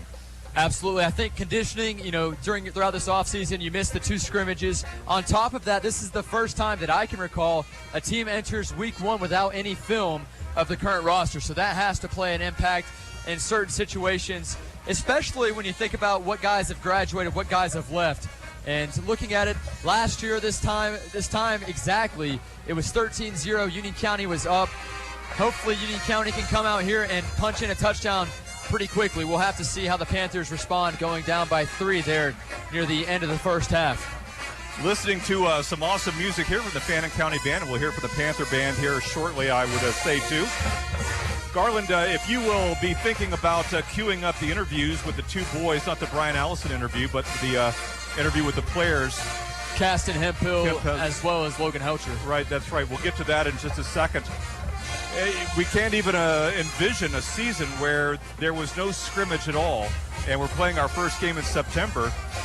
But through all of it, it looks and feels like real high school football, like it was supposed to be in 2020 the whole time. Absolutely. There was a lot of question, a lot of uncertainty if there would even be a week one, if they would even be able to have practice throughout the summer. Unfortunately, here we are, September 4th, opening kickoff, first game of the season, and I hope that we can stick with it throughout this whole season, all 10 games. Of course, we'll be here on 95.1 throughout the season calling the games. Well, now, there are only 9 games scheduled so far. There may be a 10th, Brian says, but right now the schedule only calls for 9 games, which brings up another the playoff point. Game, Jeff. That's the number 10. The number 10 is the automatic playoff game. You're absolutely right about that, Chris. Great point. The thing that is also lost in this is that it is a depleted region. Some of the teams are not playing. Riverside Military was supposed to be in our region. They dropped right out. They dropped out within the first 2 weeks of the whole COVID situation. Of course, that's always a unique situation for the military school, but nonetheless, there are only 4 teams in the region, so we will make the playoffs. It's going to be Elbert and Banks and Rabun and us out of the Region 8 and AA classification. So we'll talk more about that in a second, but right now we've got more exciting things to talk about, and that's to check in with Caston Hemphill and also Logan Helcher, who are our featured Panthers of the week. Chris Mathis alongside Caston Hemphill of the Union County Panthers. Caston, obviously a lot of questions about if you guys would have this football season, at least have this first game. You guys will have it against Fannin County, a big-time rival matchup, a team that has not beat Union County since 2007 in Blairsville. Talk about your emotions as you guys head into the football game and get ready for this big-time matchup. Well, as everyone knows, we came into every practice this year uncertain of if we were going to have another day. So we practiced all year like it would be our last day on the field. And I think even though our time has been short, we missed a lot of the spring practice. We missed our scrimmages, most of June practices. I think all the days we've had out here, we put in work and we've made up for that lost time. And we're just all really excited for Friday. Talk about the defense this season for people that are not too involved in the whole team situation. You guys had a couple of key pieces graduate, including one of your guys in the defensive backfield, John Mancuso, just to name one of them. Talk about a couple of the guys that can really make an impact here on this defense. Yeah, obviously losing John isn't favorable because he was really good last year. He was all-state safety, but we had guys like Eli Pugh step up this year, and he's doing really good at corner. Austin Sterna, he's doing good. And we got Trace Wright returning. He played corner last year and rotated, but he's got some experience, and he knows what he's doing out there, that's for sure. And J.J. Little stepped up at free safety this year, and he's also doing a great job. Couple of new faces here for the Union County Panther defense. Talk about what you feel this defense brings to the table. So I feel like this defense this year is young, but the good thing about us being young is I think we're really explosive and we're quick to the ball. I mean, when we're running plays in practice, we have 8 guys making tackles every play. Hard to believe that this is your senior season. Talk about your expectations for this year. I know you're kind of taking it week by week, but you guys get to play all 10 games this year. What exactly do you want to see this team do? Well, we lost a lot of talent last year, that's for sure, but I think we bring back 12, 13 seniors this year. We brought back a lot. Logan Helcher has been doing great at quarterback, and I really think we're going to have a great season. I don't know if a lot of people believe that, but I think we're going to shock some people, and we're going to have a great season this year. Obviously, you get to see the offensive side of the ball as well. You've got to play against him throughout this offseason, I guess you could say, throughout the summer program. Talk about what you've seen from the offense. We've got some new young guys stepping up. We've got Dalton Allen, who was originally, he played inside receiver last year, but he was moved to outside this year, and he's really quick, and he's sharp with his routes, and he's got good hands. Keaton Chitwood, he's new this year, and he's got some height to him, and he's been doing really good outside receiver this year. Mason returning for his 3rd year varsity reps. He's doing great as always. And then we got Noah Underwood, who plays a lot of crossover, but I think we'll see a lot of him at the other inside receiver, and he's doing really well so far. And Logan's getting the ball to him great. And Jonah's Jonah. Typically, you guys have some film to watch, whether that be from the 2 scrimmages that your opposing team played in early on during the summer program. This year, however, with the pandemic, there were no scrimmages played throughout the summer program. So you have no film for this current team of the Rebels. Talk about how that's kind of been different in a way, or how you kind of approach that. Well, obviously, we won't know their exact personnel this year or what numbers to key on, but we do know from last year some of their players they have returning that were key players. We do know to key on them, and we do know what they ran last year, and that's all we can go off for now. But we're ready to go out there, especially defensively, and be able to adjust on the spot. And I think offense is the same way. I think we'll be able to adjust to what we see. But right now, we've been watching film from last year, and we have an idea of what to expect. Chris Mathis, 95.1 WJRB, alongside Logan Helcher, junior quarterback for the Union County Panthers. I remember calling your games for rec ball, and even remember the game that you caught a kickoff return. You were on the defensive side of the ball and stripped the kickoff returner of the football. So here you are, now you're the starting quarterback for the varsity team here at Union County High School. Talk about, how that feels. Obviously, I'm sure there are a couple of nerves with it, but now you go into this season knowing that you're the guy. Oh, yeah. I mean, it's a little nerve-wracking. I mean, I had to start last year against Banks, but I'm excited for it. We've been working our butts off over here during the summer and through all this quarantine stuff, so we've been doing as much as possible to get ready for it. Talk about kind of the work that you guys have had to put in, because there was a lot of uncertainty about if there would even be a week one, and now you guys have that opportunity. Talk about, if that was difficult in any way, not knowing if it was certain that you would have a game or whatnot. Oh, yeah. I mean, practices early were definitely sloppier than most other seasons just because we haven't been able to get the time out there on the field. But I think we've put it back together to where it needs to be in order to win Friday night, so. Obviously, you stated a few moments ago that you got thrown into the fire, I guess you could say, against Banks County last season. I thought you did pretty well, considering you were a sophomore, kind of just put out there. Talk about how you feel in comparison to where you're at now to how you played against Banks County. I mean, I feel like I'm more prepared for it this way. I mean, I had a little more notice of this season coming up, so I think we've all prepared better for it and not just been through into it, so I think we're all ready. Couple of key pieces left you guys. You had a great receiving core last year, a receiving core that was known. I mean, you look at Sawyer Drake, Kyle Morlock, Caden Rich, to name a few. You do have Mason McCombs returning, but talk about what this receiving core can do this year. Oh, yeah. I mean, we're young on the outside, but we've been putting in work, and, we've got some guys that are really good potentially and can put out and make big plays. So, talk about what you feel this offense could get done here in 2020. I feel like we can move the ball really well. I mean, we have Jonah Daniels back, so, he runs the ball really hard. And, I think we can pass the ball just as easily, so I think it'll be just about like last season. That's what we're shooting for, so. What's been the biggest challenge for you as you guys head into this football season? Just the experience level. I mean, not all the guys on offense have the much experience as we did last year, and, it's just new to some guys, so it's going to be a little different, but I think it will be all right. On the offensive side of the ball, what do you feel needs to be done this Friday night against Fannin County to come away with a victory? Just execute every play and just move the ball. Never just let the last play go. Just if you have a bad play, let it go. You got another one, play it like it's your last, so just keep working.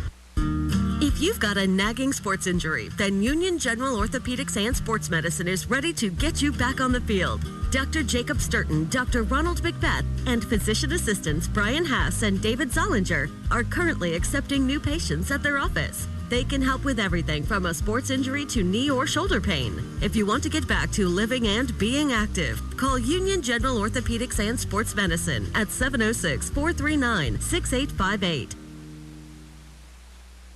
As a custom home builder, America's Home Place is dedicated to taking care of our customers in any situation. From the comfort of your home, we can meet with you virtually and by phone.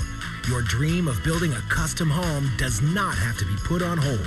Call your Blairsville office today at 706-781-2945 or visit our website at americashomeplace.com. That phone number is 706-781-2945 or americashomeplace.com. My whole business just went up in flames, but my agent was there before the fire was out. We started a plan. I've got 25 employees who could be out of a job if we didn't get this place running again. My independent agent and auto owner's insurance, they made sure we didn't skip a beat. We didn't miss a single payroll. That's incredible. For whatever lies ahead, we're always there. Now you can find more insurance in Blairsville on Highway 515 across the street from the Home Depot. Call 706-745-2139 for a fast and accurate quote.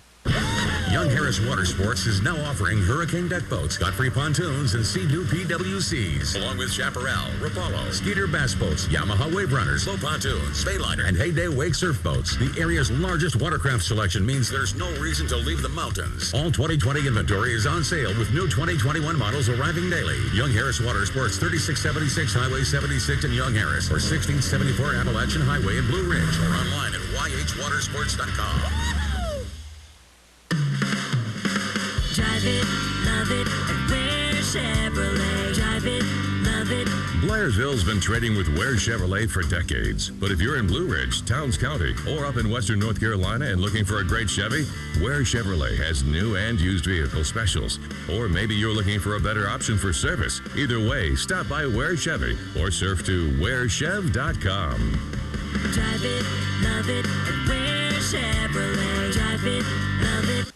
So, one of my girlfriends turned me on to the cutest country store in Blairsville, full of specialty groceries. No, it's not one of those spills on aisle 13 grocery stores. The Tin Roof Country Store and Creamery in the Merchants Walk is, well, charming. And now they've got milk, cheeses, and specialty foods like jams, jellies, and salsas. The kids get the awesome ice cream, and I get the old-fashioned candies. It's the Tin Roof Country Store and Creamery in Blairsville. Too small to get lost in, but you may never want to leave.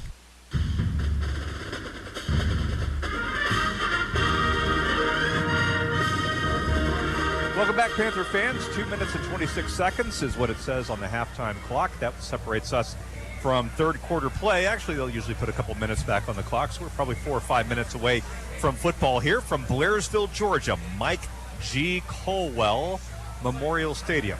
Mike Colwell, who you may know, was not the father, but that was a child, right, who died early. Yeah, I believe he was 7. 7 years old. It was a boy, a small boy, and he was memorialized for history with this beautiful football stadium. So an interesting story. 17-14, the Fannin County Rebels lead the Union County Panthers here in Week 1. The football season was delayed by a week. We didn't play either one of the scrimmages, and Georgia High School Association said you could not play football any earlier than we have. A lot of schools, that it has been widely reported, aren't playing anything at all. Some of the programs around the state are not playing until late September. I want to say Atlanta Public Schools and maybe one of the other suburban counties. I want to say Clayton County, maybe late September before they start. But it's just like Major League Baseball, where you've got games canceled here, and you know some of the teams are still 5, 6, 7 games behind some of the other teams. Yeah, it's going to be tough to manage. It's going to be tough to find teams also that can have the exact same schedule that can correlate with them. That's the issue that I think is the real problem here. That's right. So Brian has the option. Brian Allison, our coach, has the option of playing a 10th game. He's not sure whether he should go through with it because it's against a non-region, non-classification.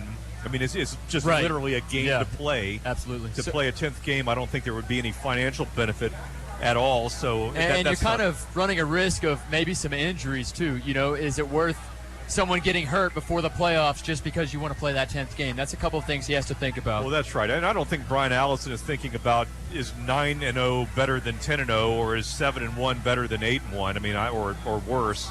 I don't think he's thinking about those sorts of things at all. He's just deciding whether or not it's worth it to play that 10th game against a school here from the North Georgia area that we don't traditionally play. Excited to hear that Towns County is still up on Armucci. Wait a second. I had a fella tell me earlier that there was a silent R. He may be right. I don't know. I've never been there before. He may be right. He may be wrong. He may be wrong. That's I'm right. gonna go with the wrong. He sounded authoritative. He certainly sounded like he was more in the know than I was. We'll have to get Garland Johnson on the YouTube pronunciation app. I've used that quite a few times.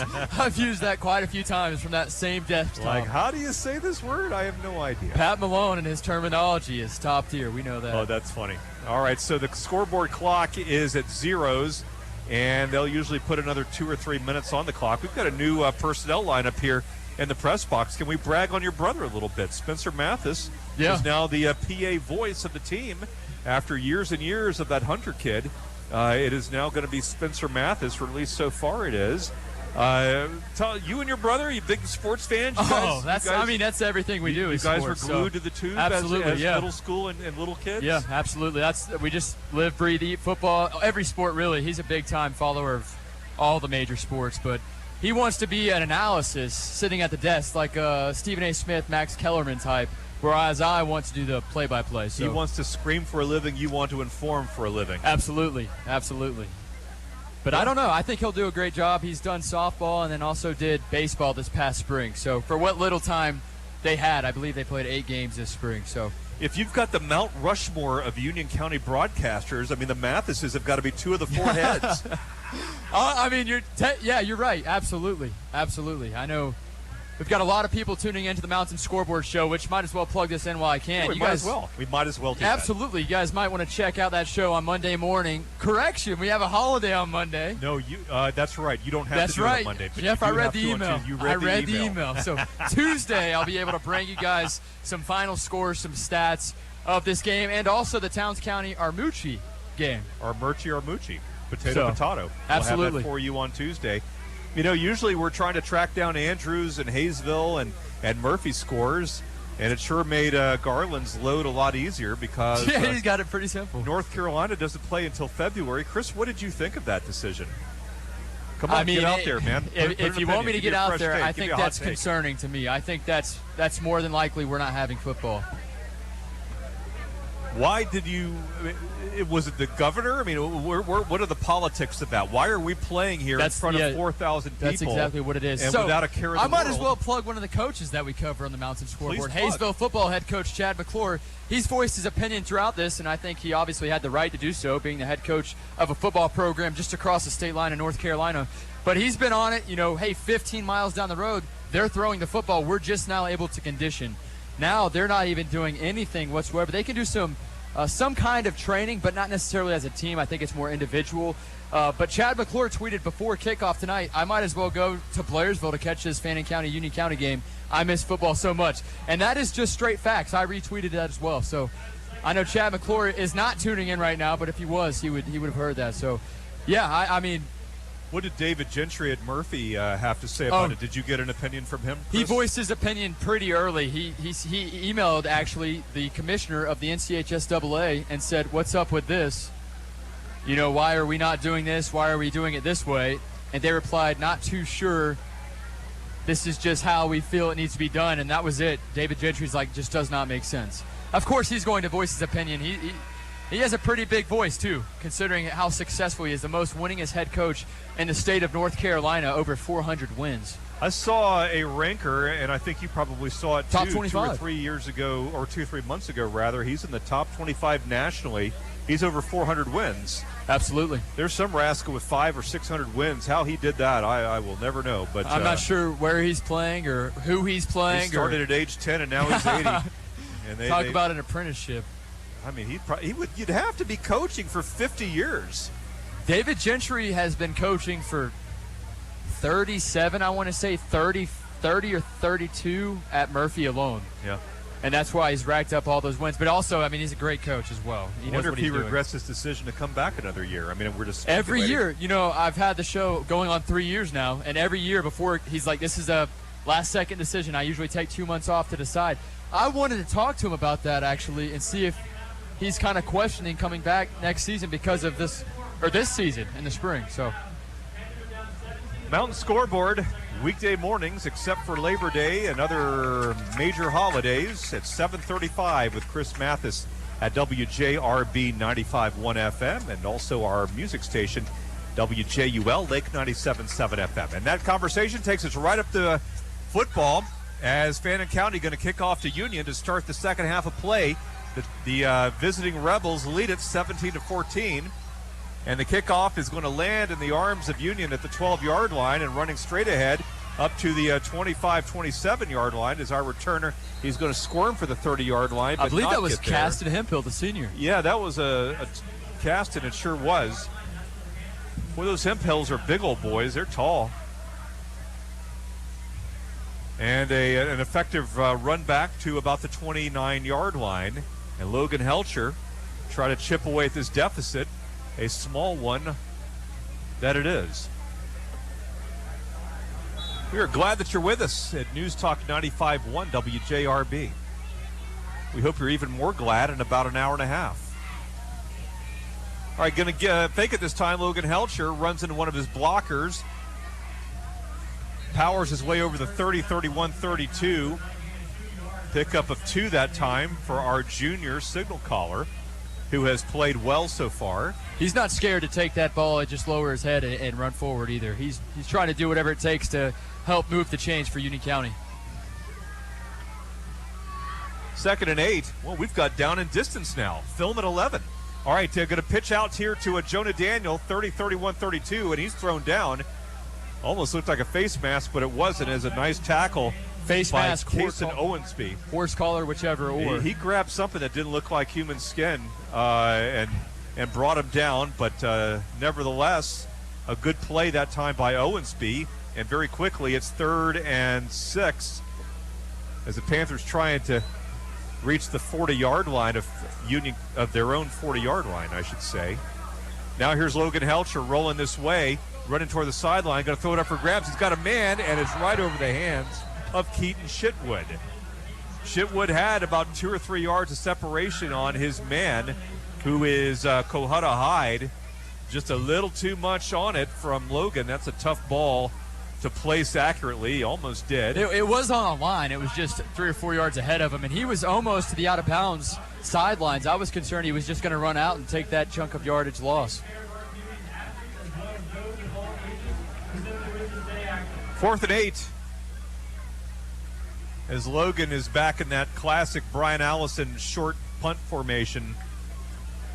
About 5 yards back. Quick kick.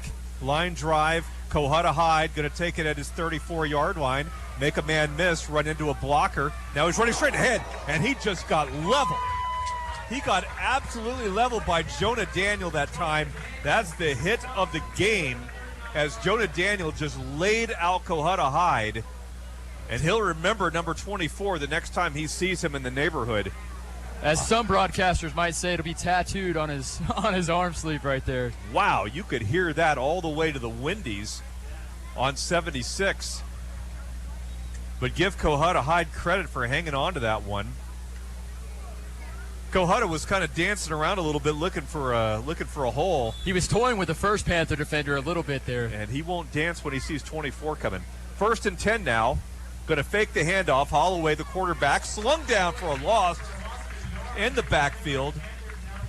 And I believe Trace Wright was a part of that, and I see big 66 Aaron Helton coming out of the scrum too. Trace Wright making some plays tonight for Union County. They've targeted his side 4 or 5 times, and I think they've only completed 1 time, and he's been able to get in the backfield as well as a defensive back.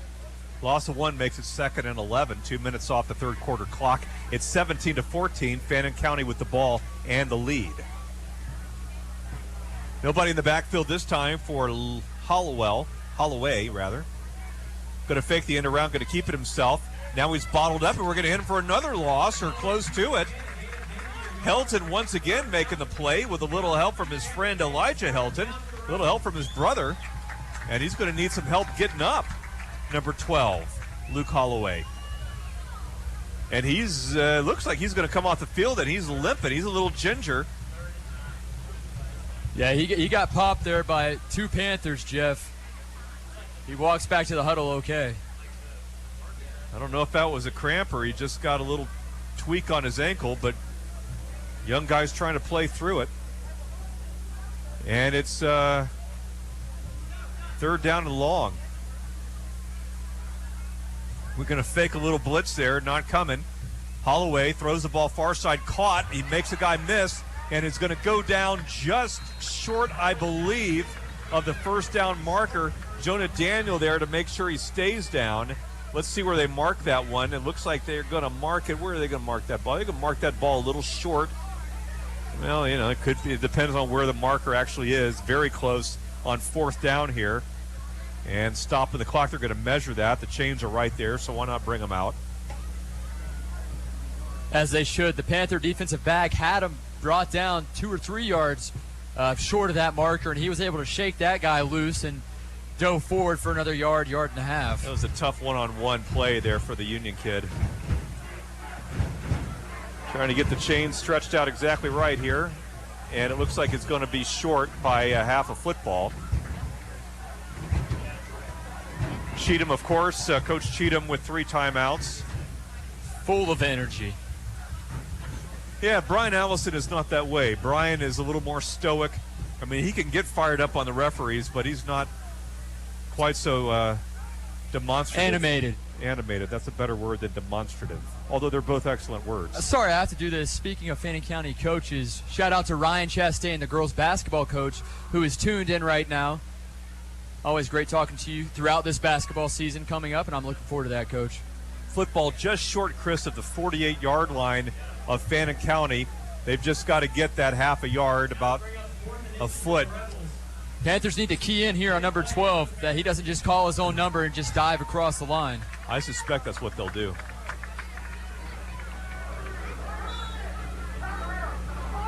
Two guys, a full backfield. Snap, quarterback sneak. I don't know. I don't know at all. I don't think he got there. I don't think he did at all. I think the Panthers have stopped them on 4th down. And I believe it's Jonah Daniel that did it. What a play there. Talk about a way to get some energy for your team. A big-time stop there for the Panther defense on 4th down and inches. Got another kid hobbling off the field, and that's got all the looks of a cramp. Dylan Collins is a junior for Fannin County. Boy, it's so tough in these first weeks. I mean, you know, you're not conditioned, especially without the scrimmages. It's hot as heck. I mean, I feel for these kids when they get those Charlie horses like that. It's so painful. They bring the sticks back out to measure, Jeff. Back out to measure. No way he got that. He lost about a half a yard. And Chad Cheatham's decision blows up in his face. And the Union County Panthers are going to take over in what could be, looking back, a very big play in this football game. That's exactly the kind of little momentum changer. Absolutely. This could be a big time, play in the football game if they score a touchdown here on this drive following that big 4th down defensive stop by the Panther defense. 3.5 minutes on that drive for Fannin County results in our taking it over on their 48-yard line. Here's Jonah Daniel trying to get some blocks, and he'll ride a blocker up to the 46-yard line. Yeah, that's Casey Owensby with the tackle there for Fannin County. Give him 1 yard that time, Jonah. And he's a little hurt after the tackle. He's been cramping all night, too. And he was hobbling a little bit as well. And now the Union County kids are going to come off the field. Let's see what this is. I don't know quite what's happening. We've got 2 trainers and the head trainer out there. They're trying to lift him off the field. He's one of those backs that doesn't shy away from the physicality of the game. He's going to run right through you. That's his goal. But as you mentioned a while back, he's one of those guys that also is nifty too. He can finesse when he needs to. Nifty and shifty. As they help Jonah off, let's see if we can get a handle on what it is that he's favoring. His ankle. Yeah, that doesn't look like, that looks like an ankle. His left leg is ginger.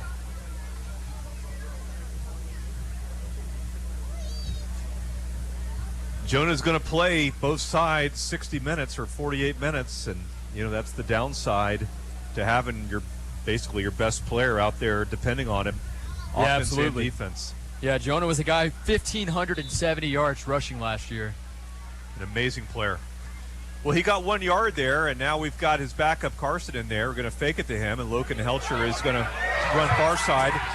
He's going to keep it himself 40-yard line, 36-yard line. We had a man open downfield, but that's okay as we pick up a lot of yardage that time. That's a tough throw to make. You hear a lot of fans screaming, throw that football. He was running across his body having to throw that if he was trying to force that throw. Brian Allison and Howard McCombs will take an 11-yard pickup every day and twice on Sundays. Ball at the 35 now of Fannin as we try to regain the lead with a score. Fake it to Walker. Now Helcher plants, fakes a throw. He's holding that ball like a sack of potatoes, and he goes down at the 40-yard line. Lost a couple of yards there. Showed a lot of athletic ability to scramble, but just ran out of time. and goes down with a loss. And now we've got another guy. He's down, and we're just starting to see kids physically exhausted.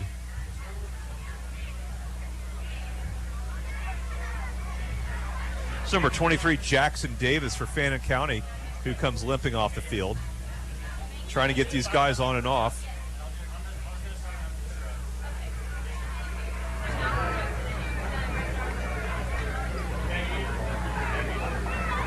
Second down, call it 14.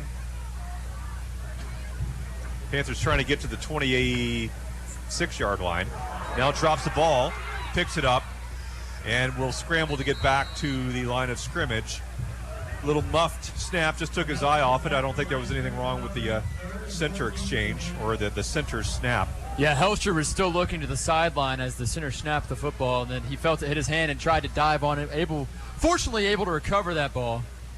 So unfortunate for the Panthers, fortunate for the Rebels, and now third down and 14. Just a few short plays ago, the Panthers had a big fourth down stop, and we have not been able to produce anything here offensively on this drive. With our best player on the bench momentarily. Third down now. Helcher floating this way. Going to throw the ball on the run, and is caught at the 25-yard line. And it looks like that'll be enough for a first down. Keaton Chitwood on the play. Great throw, great catch. And I can see that number 9 is going to be a big part of our wide receiving core this year. We graduated so many talented wide receivers last year. Probably as many as we've ever had. The trifecta, if you will. But we are replenishing slowly but surely. First down, Panthers. Now Helcher going to fake it, going to throw the ball to the end zone. He's got a man, and it is caught and dropped. Had the touchdown in his hands and just couldn't make the play. That's Caston Hemphill. It's a long way for me to look through the binoculars, but it looks like it went just right through his hands. Pretty good throw. Fannin County defensive back was spun around the wrong way.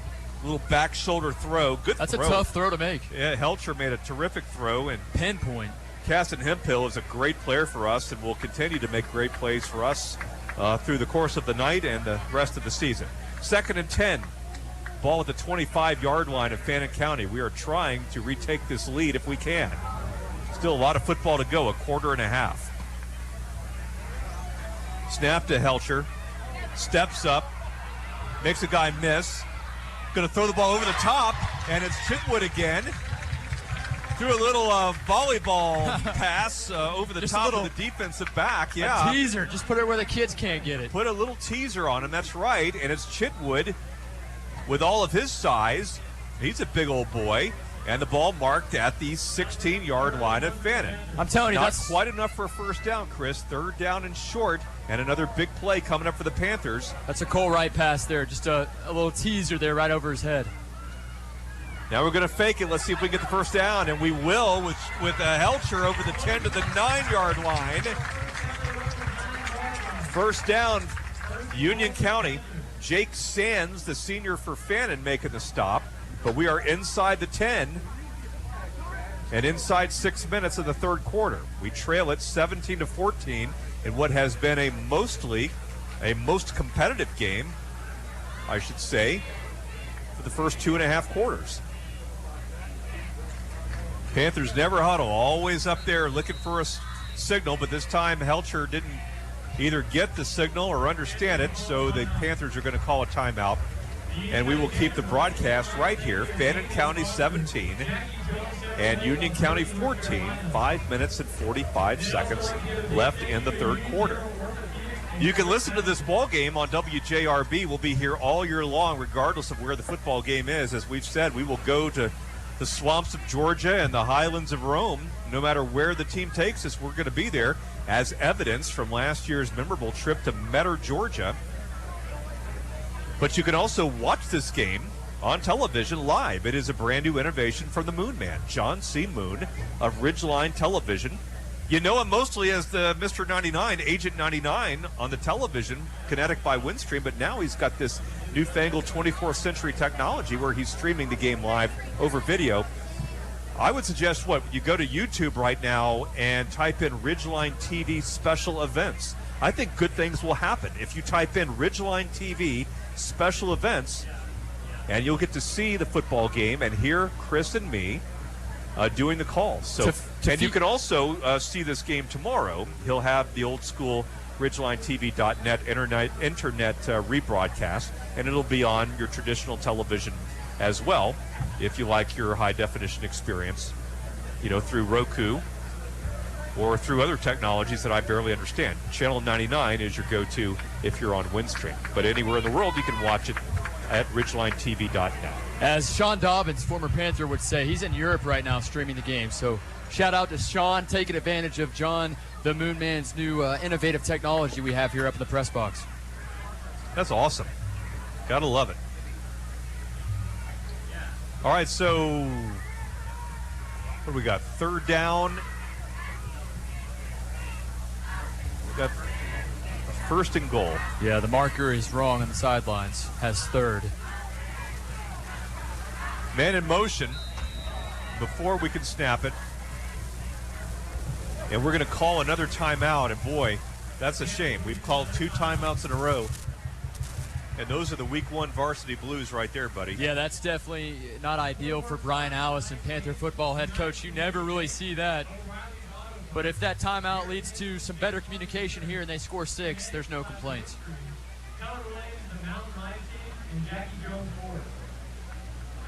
Update on Jonah. He's down on the bench. He's got an ice pack wrapped around that left ankle.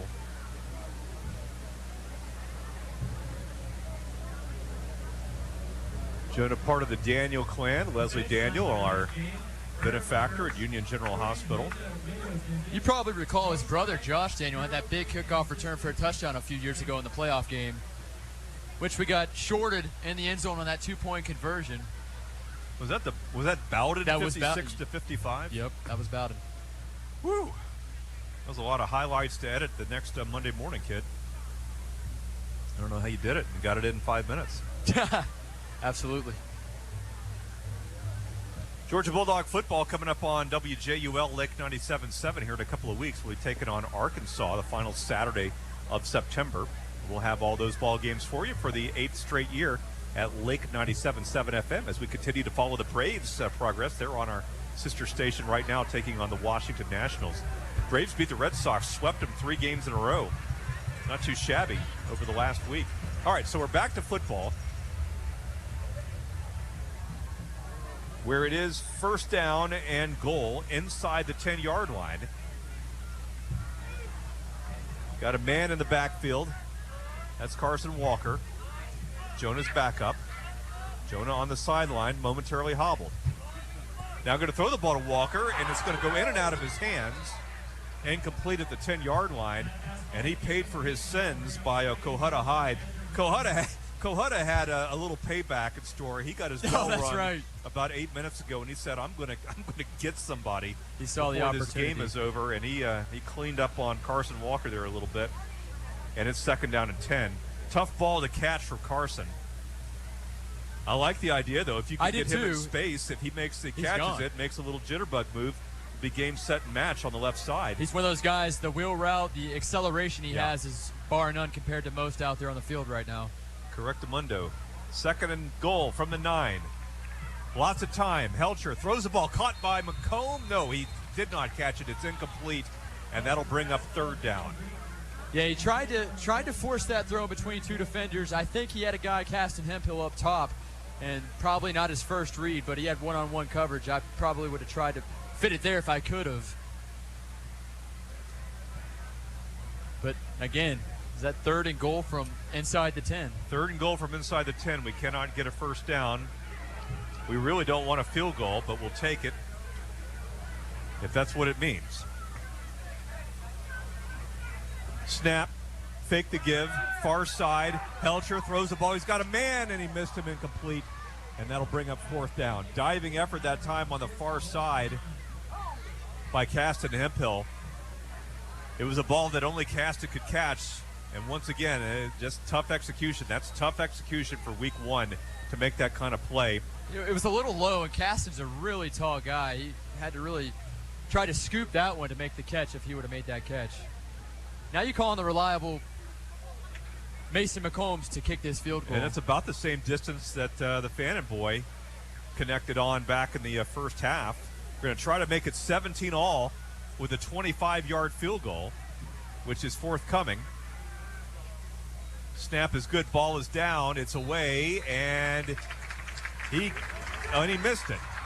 He missed it far side. It's hard to see from this angle, but if he missed it, he didn't miss by much. And Chad Cheatham like a kangaroo on the far side as Fannin's defense dodges a bullet, and it's 17 to 14. It remains the score with 5 minutes and some change left in the third quarter. So that's something that a kicker has to just get out of his head, because it's so detrimental to a kicker. If he relapses and thinks about that missed field goal over and over again, it's just going to be in his head. It's just and then repetition. He's also got the added burden of the fact that he's a key wide receiver on the football team. He's made some good catches today. He missed one on that drive, and it's just a lot for somebody to process, to go from catching a football to kicking a football. And I feel big for mental him. game, yeah, absolutely. All right, so first down on the 20. Holloway, the ball batted up in the air, and it's going to fall. Noah Underwood getting up there, and he went up to get it, and now he's down on the turf, and he probably stretched out his hamstring going up to get it. Or maybe it just mashed his fingers. He elevated it. It looks like he's grabbing that hamstring. The left side for sure. Okay, he's up. He's hobbling it off. Going to try to walk that off. What a play, though. Heads-up play there, to be aware of where the ball was, to watch the quarterback's hands and his eyes throughout that entire play. That's what these scrimmages are for, is to try to get your body acclimated to this kind of heat in week one. And I bet there are teams all over the state with kids that are going to be in the whirlpool or in the hot tub tomorrow morning. And, I would sure hate to be back at practice on Sunday or Monday the way these kids are going to be feeling after getting knocked around for 48 minutes. It's a lot to ask. Second down and 10 after the nice play by Noah Underwood. They're going to give the ball to Postell this time, and he's got near first down yardage up to the 30-yard line before he's brought down by the Panthers secondary. And they're already moving the chains, so that's going to be a first down for the Rebels of Fannin County. 28, Helton made the tackle for Union. You and I are going to have to tighten up on these Heltons, man. I mean, we're going to get those jersey numbers right. It's a lot to keep straight. Under 5 minutes left in the third quarter. A lot of football still to play, and it's very close, 17 to 14. I thought one of their kids jumped, but he didn't. And now a little swing pass on the outside is caught, and good yardage that time. Brought in by Sawyer Moreland, who's a junior. And I can't say that we put on the best tackling display of all time there, as he sort of got through a lot of arm tackling. Yeah, he did. On his way for another first down for Fannin. They're up to the 42-yard line. A couple of effective plays so far on this drive after we missed a field goal. Angles are so key when you go to make a tackle. We tried to tackle from the back there and ended up pushing him forward another 2 or 3 yards in his favor. 42-yard line, first and 10, Fannin County Rebels. Snap, back to pass, throwing the ball over the middle, and it is going to be incomplete. Great coverage by Trace Wright. And the boy who dropped it or didn't catch it, Kohutta Hyde, he's hobbling off a little bit too. Yeah, Trace Wright blanketed Hyde there. Hyde is so explosive. I'm surprised they haven't tried to stretch the field with him like they did last year. He had 4 catches, 99 yards in last year's matchup. I'll tell you why. He's dog-tired. That's the reason why. I mean, these kids are just not running fly routes at this point after playing both ways. All right, here's Postell again, looking for blocking. He's over the 45 to the 46-47, and that's going to bring up a third down situation for the Fannin County Rebels. Middle of the line, getting the credit for that one as they mark it at the 46 of Fannin County. First down marker out at the 48. 6 yards to go as we're under 4 minutes in the third quarter. Panthers and Rebels, battle of 5:15 on WJRB 95.1. Let's see what we can do here, defense. Let's make a play. Third and 6. Fake it. Holloway, far side, looking for a block over the 50. Near the first down marker. Pushed out of bounds, far side. He may have gotten there. The ball bounced out of bounds, so it remains in Fannin's possession. But Trace Wright stripped that ball there. I see Hunter Payne on the play, but neither Wright nor Payne could stop Holloway from picking up the first down. That's probably his 15th carry this ball game, I would venture to say. Very, very effective football game for their senior, Luke Holloway.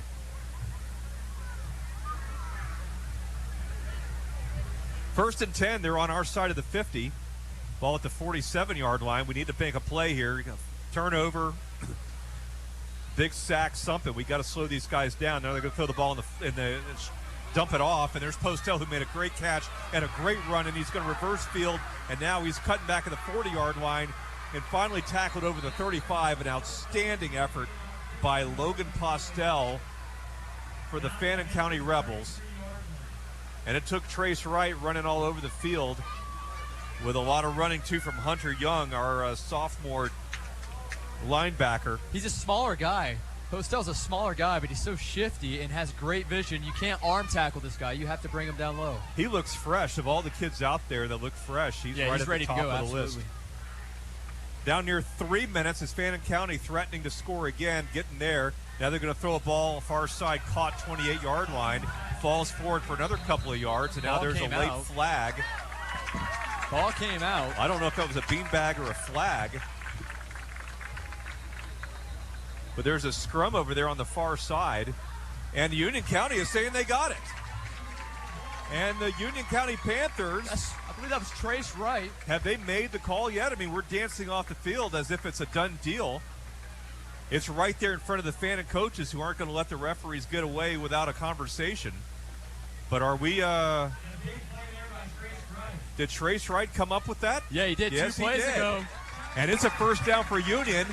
And from my lips to Newt Rockney's ears, as the Panthers got the break that they needed. I said 2 plays ago he punched the ball loose. He did it the very next play and was able to recover that ball. Panther football as they trail by 3. You're a gifted broadcaster, Chris. Under 3 minutes now, 1st and 10 from the 26-yard line. I've been saying that. So let's see what we can do now that we've got it. Back to pass. Helcher throws the ball over the middle. He's got a man and knocked away. Knocked away by number 11, Andre Bivens. And that ball was thrown on a line to Blake Davis. Blake Davis in the football game. That is number 7. First time we've seen him or called his name anyway. Logan threw a really nice ball. It was. And Bivens was just able to get a couple of fingers on it and knock it away. Fine play, Blake. Andre Bivens, rather. Bivens adjusted, was covering another guy, adjusted, fell back, and was able to punch the ball in the air. Yep, 2nd and 10. So here's Helcher again, running near side, going to keep it, and he's going to be hit and knocked down. Boy, he's holding that ball gingerly. Let's go down, kid. Forward progress might have got him to the 24. Yeah, when you got 3 to your 1, you just got to go down at some point, or else you're going to risk losing that football. Somebody punches it out from behind, or... Got another boy down for Fannin County. That's got to be about the 8th kid that's been on the carpet in the last 5 minutes. As they help him off the field, that's number 57, Ricardo Arellanes.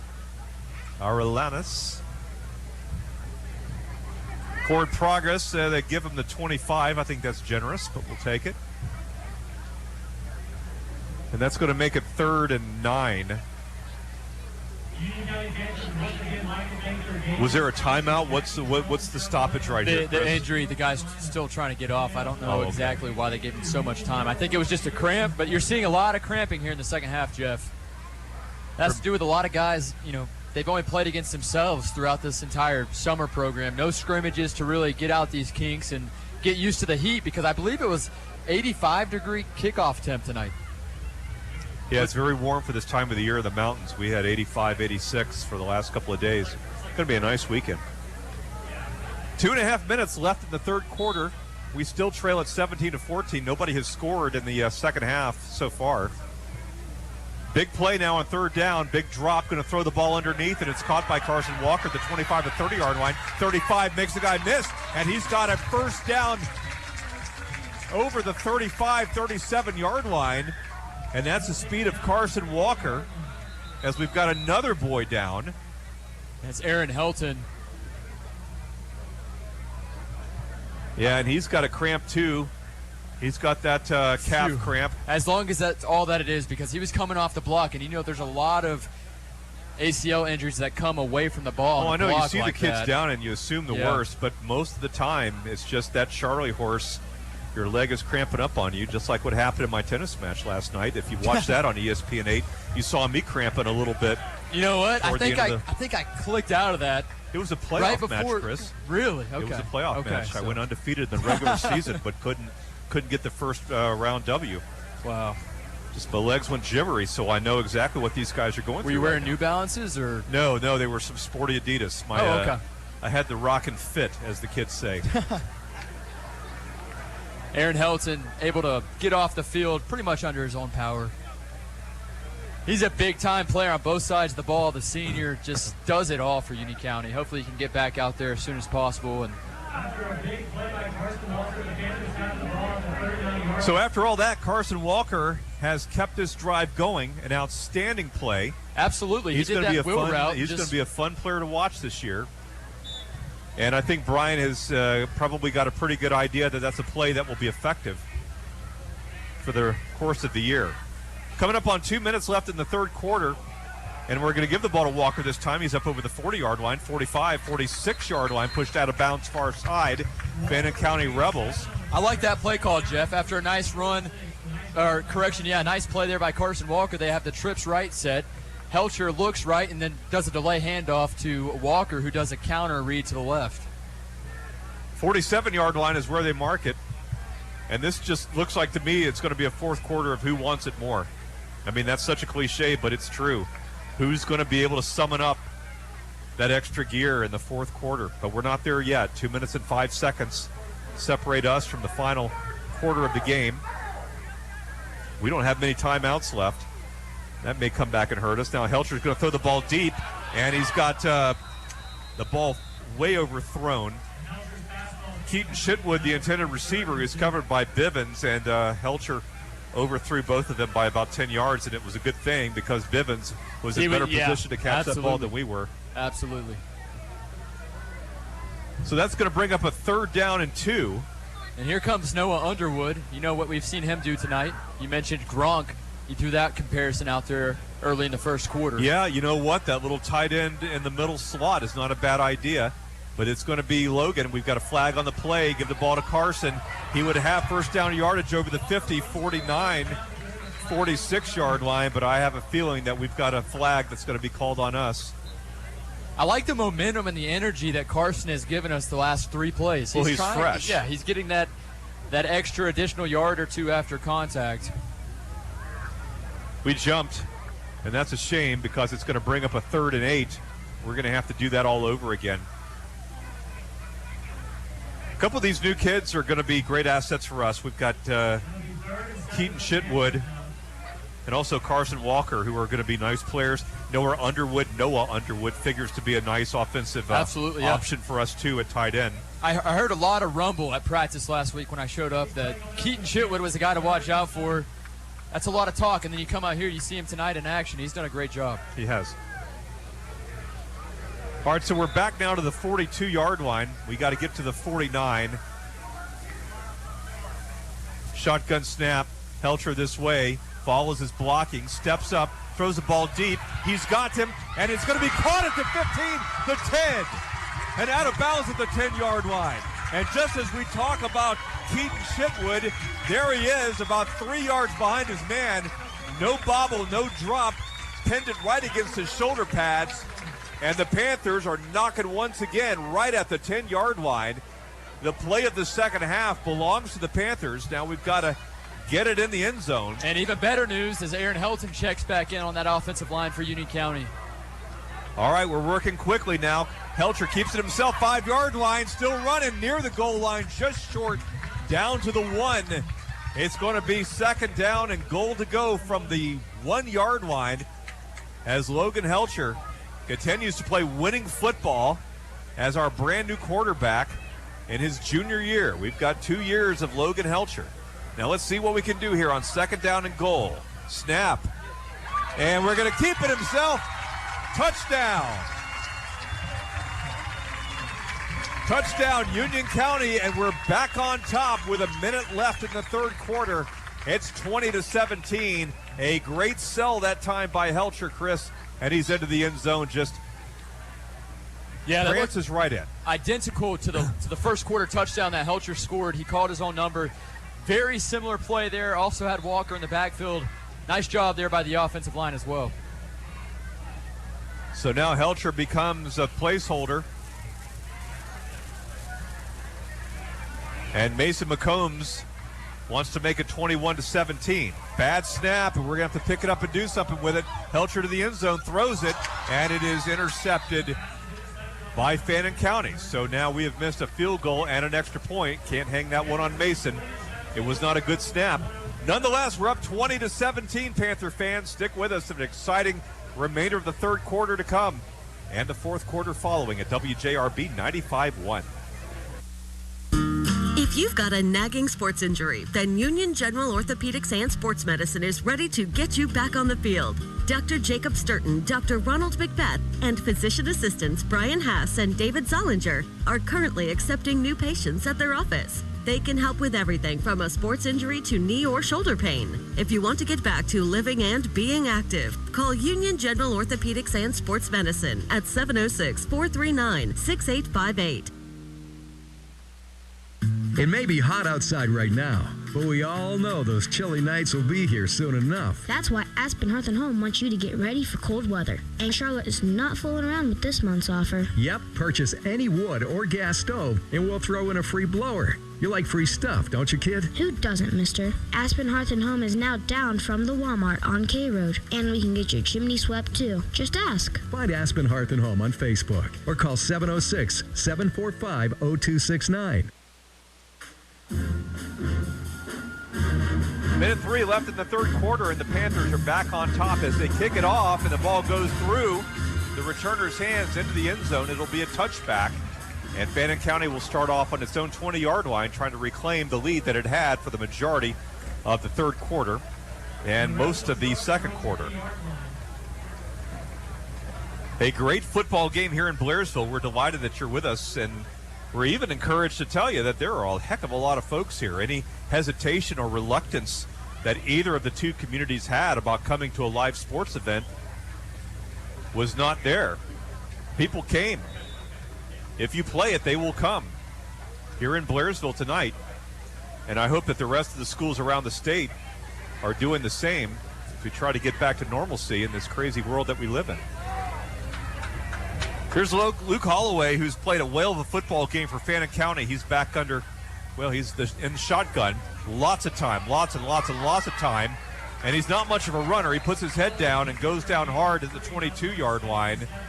And the tackle that time made by big number 70, C.J. Beavers, as we're starting to rotate some kids in because obvious fatigue is setting in on our linemen.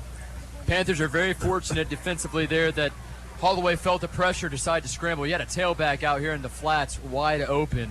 That could have been dangerous if Holloway would have gave it a half second and looked up to the left side. We're under 30 seconds left. He got 3 yards that time. It's 2nd and 7. Holloway, a lot of time, gives the ball to Postel. Dances around, and he's shoved down right at the line of scrimmage as the Panther defense starting to serve notice. 57, Connor Cook making a play that time. And friends, that is going to be the last play of the third quarter. Hold up 4 fingers, Panther Nation, wherever you are on planet Earth. We're back for 12 more minutes. Union County 20, Fannin County 17. Back in 60 seconds. Voice of the Panthers, WJRB. My whole business just went up in flames, but my agent was there before the fire was out. We started a plan. I've got 25 employees who could be out of a job if we didn't get this place running again. My independent agent and auto owner's insurance, they made sure we didn't skip a beat. I mean, we didn't miss a single payroll. That's incredible. For whatever lies ahead, we're always there. Now you can find more insurance in Blairsville on Highway 515 across the street from the Home Depot. Call 706-745-2139 for a fast and accurate quote. Hey, Packy here with John Chitwood of Service Plumbing and Septic. John, your motto is service is our reputation, and that's what people know you for. It is. Service means showing up on time, not making a customer wait, and not leaving until the job is done. And in the plumbing and septic business, that means everything, I bet. It really does, Packy. I'm proud to say for 25 years, our customers have trusted us to make repairs both big and small. How do people get in touch? Service Plumbing and Septic, licensed in Georgia and North Carolina at 706-781-1555. That's 706-781-1555.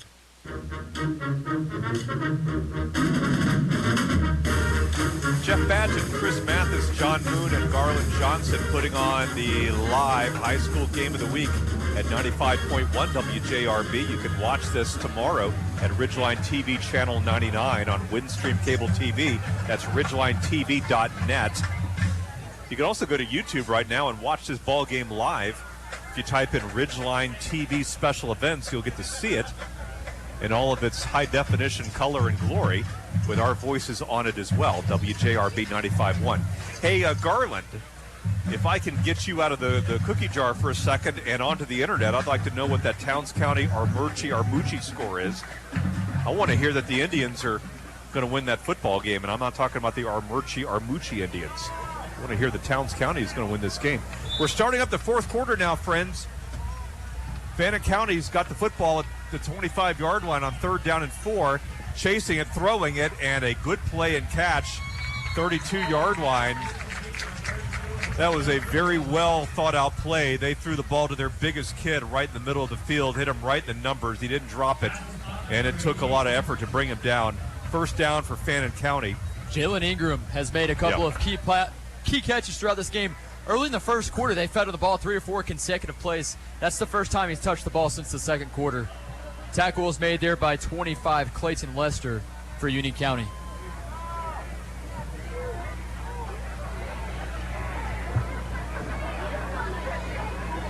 Ball at the 34-yard line. Now they're going to throw the ball near side down the line of scrimmage. Caught and up to the 36, 37, 38-yard line for Fannin. Bring up second down and 4 or 5. Trace right on the far side in on the action. J.J. Little's there as well, 26 for Union County. Towns County still leading Armucci 7-2 with 3 minutes left in the football game. Ring that victory bell in Hiawassee, Georgia. Jason Rockmore. Want to see that victory. 2nd and 5 after the pickup there by Fannin. Fannin trying to take the lead. Here's Holloway throwing the football over to the middle to Ingram, who catches the ball at the 50-yard line. And now he's run past a couple of kids up to the 40, 35-yard line. Trace right there. Hunter Young there, too. We've got some tired kids back there. It was a... Yeah, Jalen Ingram, he's dangerous with the ball because he's not huge, but he's really tall, and he can make the catch and then also get additional yards after initial contact. So nice play there by Ingram. Even better play there by Trace Wright to make the tackle and come down hard on him. Chad Cheatham doesn't have to be listening to us to know that Ingram is probably going to be a good solution for the rest of the game. 1st and 10 at our 35 now. Give the ball to Postel, and we get him in the backfield. Hit him for a loss. Noah Underwood there to make the tackle in the backfield for Union County. Noah reliable. Yep. Noah Underwood was a key part of this football team last year, and he's a senior in 2020. He will figure in a lot of plays. He'll be the leader of that linebacking core. And we've already seen that he is a viable option on offense, too. 2nd down and 11, loss of 1. As we hit the 10-minute mark in the fourth quarter, we lead at 20-17. 2 men in the backfield for Fannin County. Holloway between them. Snap. Give it to Postel far side. We're going to try to get him, and we do. We do. Brought down that time by more linebackers. I think Clayton Lester's in on the play with Underwood as well. Connor Cook, number 57. If I'm seeing that jersey number right, and I think I am. You are. I'll verify it for you, Jeff. No gain on the play, and it's 3rd and 11. We need to be getting these Panther fans on their feet here on 3rd and 11. This is a fairly big play. If we can take the football back with the lead, that would be big. Even with this much time left, we need to stop these guys again. 3rd and 11 play. Fake at the Postel. Going to throw the ball deep. He's got a man called how to hide, and it's over Hyde's head, and that's a good thing. because he had Chitwood beat.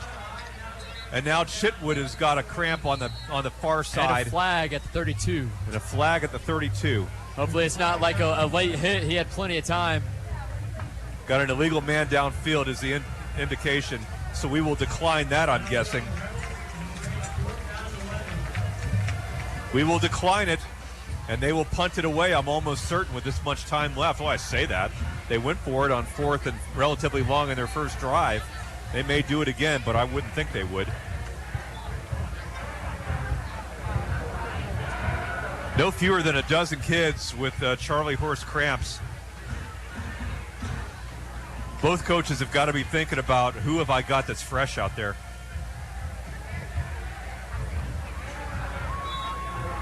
Going to be down to Garland Johnson here in about 5 minutes. Back in punting formation is Luke Holloway, the quarterback. And now we get an 11th kid on the field for Fannin. He was voted preseason All-State punter, so really people recognize him for his punting capabilities. And yeah, that's a solid pretty one. punt. He's going to try to get it. Oh, it just into the end zone. The gunner almost caught the ball at the 1, but he would have fallen anyway. Ball goes into the end zone, Chris. And with 9 minutes left in the football game, the Panthers trying to add to this 3-point lead. We've won this game 7 straight years. The energy is alive and well here at the Mike Caldwell Memorial Stadium. You've got some Fannin County fans on the opposite side flashing their flashlights up as we get down to business here a few minutes into the fourth quarter with Union leading 20-17 over Fannin. So Helcher back there as he's been all night long. He's got Carson Walker standing beside him. Jonah Daniel is out and has been out for the last 10 minutes or so, favoring his left ankle. Back to pass Helcher. Got good protection. Throws the ball over the middle in traffic.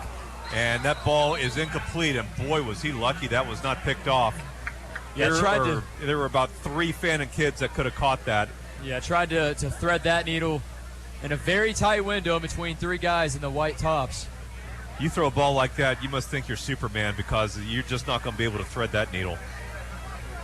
You must have a lot of confidence, and I know that he does. 2nd down and 10 now. We're going to throw the little option to Carson, and he's going to be taken down on a short side option. That play was dead on arrival. And Fannin very quickly has got us in a 3rd down and long with the clock stopped at 8:56. We lead at 20-17. Some miscommunication there on the blocking scheme for Union County. Expected a receiver to be in the blocking spot. Instead, he came down and around the opposite way and kind of missed up on that block there. And he'll come off the field. Noah Underwood will check back in. So what do we got up our sleeves on 3rd and 11? Will route to Carson Walker. I'm thinking this is a design sneak scramble. Back to pass. Okay, he's going to run forward. He's got that ball gingerly in his hands as he's hit at the 20-yard line. And he's able to hold on to it, but he's not going to get very much, just a couple of yards. Yeah, we'll give him 3. And we were able to run maybe 25 seconds of clock. Not that we're into clock management mode with this much time, but I would have liked to have seen us get a couple, 3 first downs and have 5 or 6 minutes when we punted away, but no such luck. 4th and 9, and Helcher back to punt. Be careful here of Bivens, the kickoff returner, or correction, punt returner for Fannin County. He's quick, he's speedy. Logan takes another 2 steps backward to clear that punt, and it's a line drive, but it's going to bounce right at the 50, and Bivens didn't even want any part of it, and cost his team about 13 yards. Hey, Andre Bivens, man, you're a good athlete. Take that ball and go. I mean, you probably lost your team 25 yards in net return that time. But then again, who wants to be the kid to, let it go through your hands? Absolutely, or have 3 guys just clobber you. Yeah, well, that's take that chance. That's true too. Well, that's why they pay you the big bucks, Andre. Ball at the 38-yard line of Fannin County as Holloway back out again. 8 minutes, 2 seconds on the clock. Anybody's ball game. Anything could happen at this point. The Panthers have had their way with Fannin for the most part over these last 7 years. Fake the handoff to Postell. Holloway's going to take it himself, get up to the 40-yard line, lumbering over the 45 near the 50. He doesn't look like he's running very fast, but he's picking up a lot of yardage with those two legs, and he's going to get near a first down. Yeah, that's close to 20 yards there on the scramble by the quarterback. Running along the sidelines, just trotting, making guys miss, using his legs when he needs to. Nice job there by Luke Holloway. 48-yard line of Union County as they get over midfield, Fannin County. Let's see what we can do here on the most recent defensive possession of the night. They're all big. Now back to pass. Holloway going to throw the ball over the middle. He's got nobody as we jammed him a little bit with Hemphill. Some incidental contact not called. Intended for the big fella, Jalen Ingram. I like that matchup there to have Caston in the area of Ingram. I don't think Ingram is a world-class sprinter. I mean, he just looks like a big old kid. And Caston's probably got 2 or 3 inches on him as well. Talking about history, I know you like history. I love history. You love history, Jeff. I'm sure some listeners do too. The last time Fannin County won in Blairsville was 2007. And they have not won since the 2012-2013 season against Union. Were you in elementary school then? 07, absolutely. I was 10 years old. Outstanding. All right, here's Holloway with the football over the 40 to the 35. That scramble has got Fannin County another first down conversion. With 7.5 left, Fannin County. Austin Hill makes the tackle. Undaunted by Union County's most recent touchdown. They think they've got enough gas in the tank to win this thing, and they very well may be right. The ball marked right at the 35-yard line. You know you're getting old when you announce these guys in rec ball 4 or 5 years ago. Here they are in the varsity football team underneath the Friday night lights. I'm glad CNN is not out here with a camera crew tonight because I don't see a single mask in the stands. First and 10 at the 35-yard line. All right, and Fannin is going to go to Postell again, their effective running back. He's got 4 or 5 yards to the 30.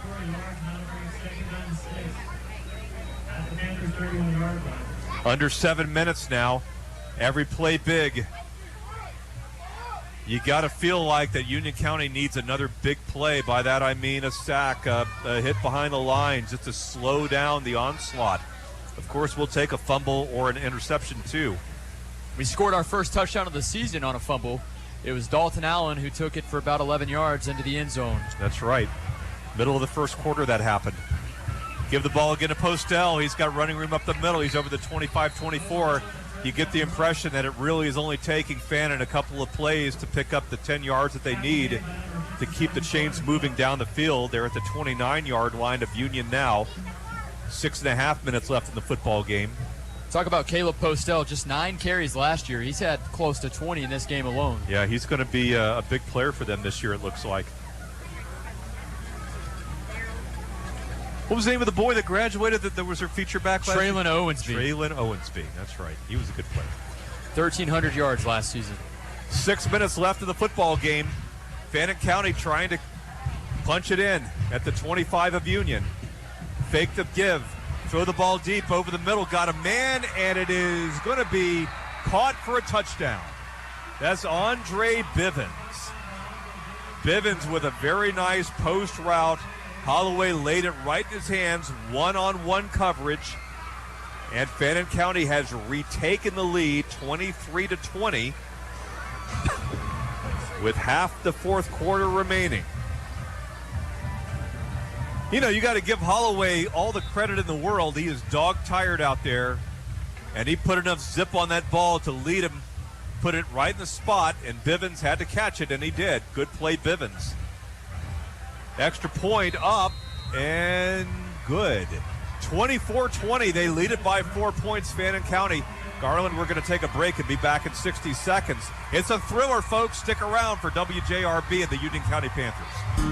If you've got a nagging sports injury, then Union General Orthopedics and Sports Medicine is ready to get you back on the field. Dr. Jacob Sturton, Dr. Ronald McBeth, and physician assistants Brian Haas and David Zollinger are currently accepting new patients at their office. They can help with everything from a sports injury to knee or shoulder pain. If you want to get back to living and being active, call Union General Orthopedics and Sports Medicine at 706-439-6858. Hey, this is Terry at Sleep USA Mattress. At Sleep USA, we know the quality of your sleep can affect the quality of your days. When you're ready to sleep better, the sales team at Sleep USA will help you sleep better by customizing you to the mattress and pillow that feels the most comfortable to both your body and to your budget. Sleep USA offers 0% financing, and as always, we have the best brands at the best prices. Come in today and sleep better tonight. Visit one of our locations in Blairsville, Murphy, Franklin, or Silva, or check out our website at sleepusamattress.com. Ensuing kickoff goes over the top of our return team into the end zone, and Logan Helcher and the Panthers will start over at the 20-yard line, trailing now 24-20 after the Andre Bivens touchdown reception just seconds ago. And we were giving Bivens a hard time for not taking fielding a punt, and he more than made up for that with an excellent touchdown reception. And Fannin County is leading us it's probably been 8 years since they've had a lead on us this late in a football game. It was close in 16 or 17, and then we blew them out in the fourth quarter. But this has usually been a Union County runaway. Going to give the ball this time to Carson Walker, far side 20-yard line. He's hit, and we'll get nothing. And the Fannin County faithful on the far side, they're fired up, and so is their coach and all their players. They smell a victory here, but there's still 5.5 minutes to go in this football game. What Panther is going to be the hero? Who is going to summon up that fifth gear? Find a little extra in the tank? Come up with a new cliche? You need to feed the ball to Mason. Jonah Daniel, where are you, kid? 2nd and 10. Here's Logan throwing the football, and it's going to be caught by Caston Hemphill, and that's going to be enough for a first down. Forward progress will get him right over the 30-yard line. Excellent route, excellent throw, excellent reception.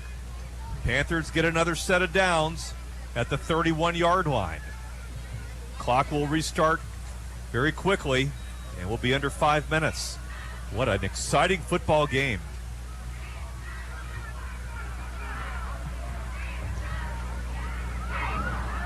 Now here's Helcher again, going to throw the ball, and he's got McCombs. And the timing is such, and now we're going to get a late flag on what will probably be a targeting or some kind of pass interference. Absolutely. He got clobbered there. It looked helmet to helmet to me. And Chad Cheatham is out on the field a good 15 yards on the far side. And he's saying, you know what? A, let the kids play. B, that flag came a good 5 or 6 seconds after the play. I don't have the benefit of instant replay, and goodness knows I'm rooting for the Panthers, but I think he's got a beef there. I really think he's got a beef. Oh, yeah. Yeah, it was a high hit for sure, no question about that. Okay, so you think it was a legitimate target. Bad news from Towns County as Armucci has won the football game. Back here, we're going to get the benefit of a call.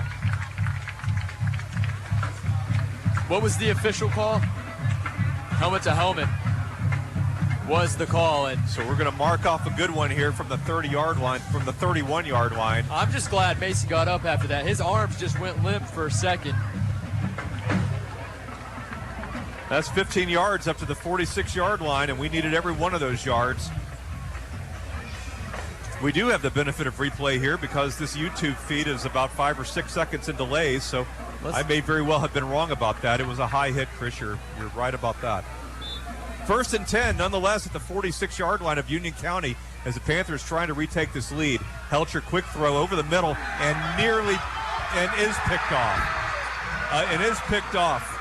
Fannin County has got an interception there. Cason Owensby, that ball hit about 20 fingers before Owensby grabbed it.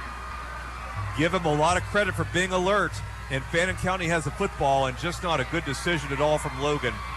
He threw that ball in the middle of a lot of traffic. It must have been a designed hot route because he just seemed determined to try to thread that needle. He got away with one about 5 minutes ago. He didn't get away with that one, and the ball is at the 45-yard line of Union County, with Fannin County now moving left to right. They're up 4-0, Jeff. Or correction, 24-20, up by 4.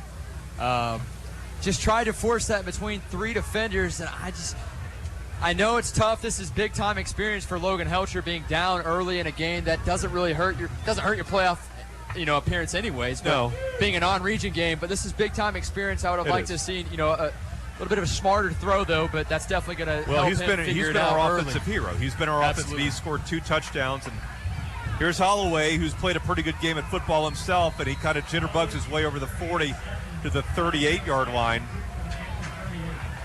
Now, Union, the scoreboard has not given me the love on the timeouts left, but I know that we've called at least 2. We may have call one it back left. to back, I believe. Absolutely. I don't think we've called any more. I think we have one more timeout in our pocket, but I'm guessing that. I don't know.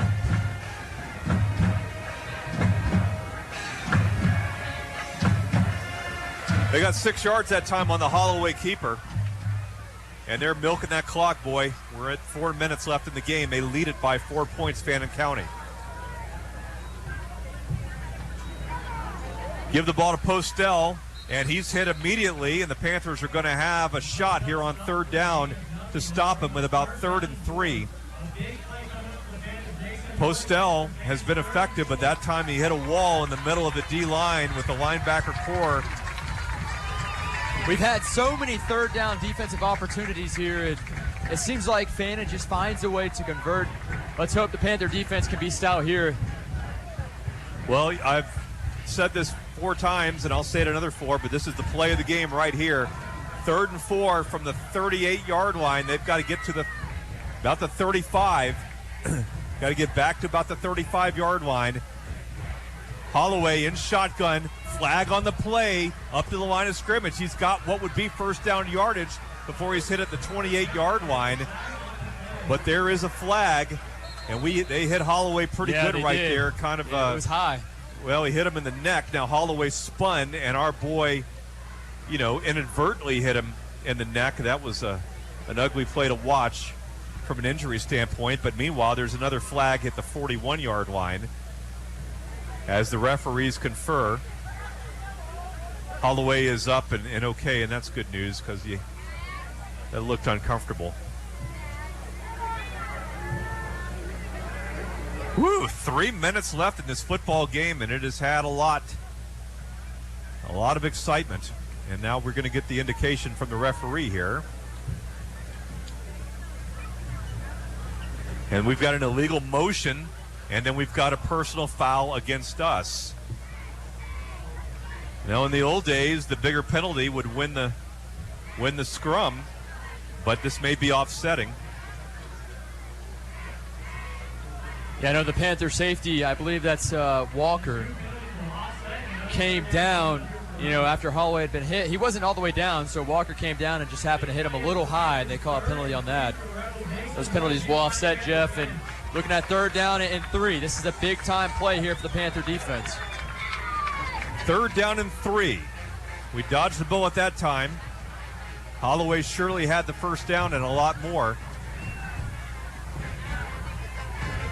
One man in the backfield with Postell. Will they give it or will they keep it? They're going to give it to him, and he's going to be hit hard. He's going to be hit hard, and he's going to be short of the 1st down. Was that Noah Underwood on the play? Aaron Helton, 66. Big-time stick by Aaron Helton, and that's going to be 4th down and 3. He had a head of steam, and all of a sudden he went down like he'd been shot. Absolutely. I'm a little bit curious to see what Chad Cheatham draws up here. I feel like he's a gutsy coach.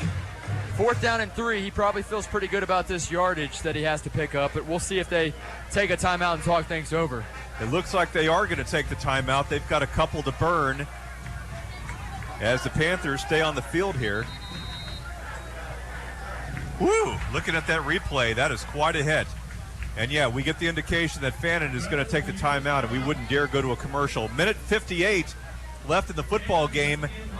Fannin leads it by 4, but they've got a big 3rd down to try to convert. 4th down, Jeff. 4th down, thank you. A 4th down to convert when play resumes. Again, you can watch this football game tomorrow in its entirety at ridgelinetv.net, or you can watch the final 2 minutes or 1 minute and 58 seconds on YouTube at Ridgeline TV Special Events. It's a newfangled thing. Talk about an opening kickoff Week 1 football game. I mean, holy cannoli. You talk about a crowd came out here to support both teams. Yeah. The Look at that energy is Fannin here. crowd. Look at all the Fannin people against the fence there on the left side. Lined up to the opposing team's concession stand. I mean, other than the Towns Union games that we've seen over the last couple of years, this is easily the best road crowd we've seen. I knew they would travel. I didn't think that they would travel like this.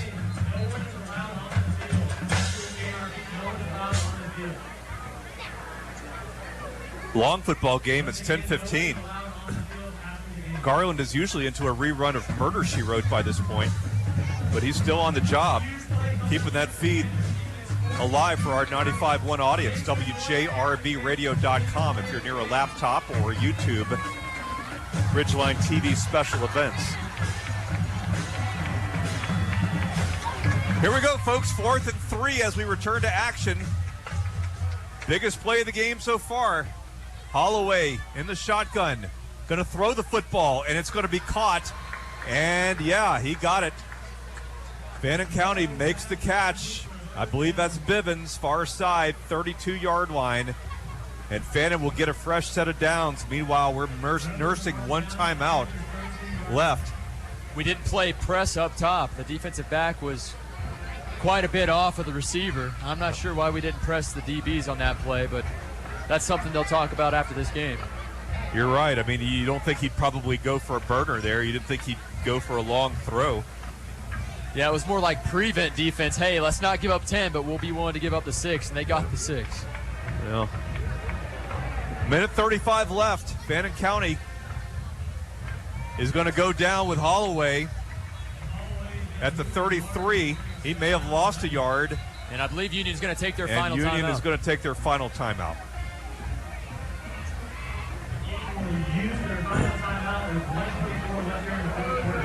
We're not quite into miracle mode, but we're pretty close to miracle mode right now, Chris. We need something really big to happen. As a matter of fact, the math might even indicate that they can run this out. It'll be close. It'll be close. They'll get 30 seconds between plays in addition to the play itself. They may be able to kneel out a 4th down. I don't know that the clock math works in our favor at this point. You hate to bring something back up. There are a lot of things so far that have led to this 4-point deficit, but you take back that missed field goal for 3 points and the extra point we did not convert on. We have a tie ball game, Jeff. Yeah, there's some areas that I'm not going to say let us down, but some areas that we would like to have over again.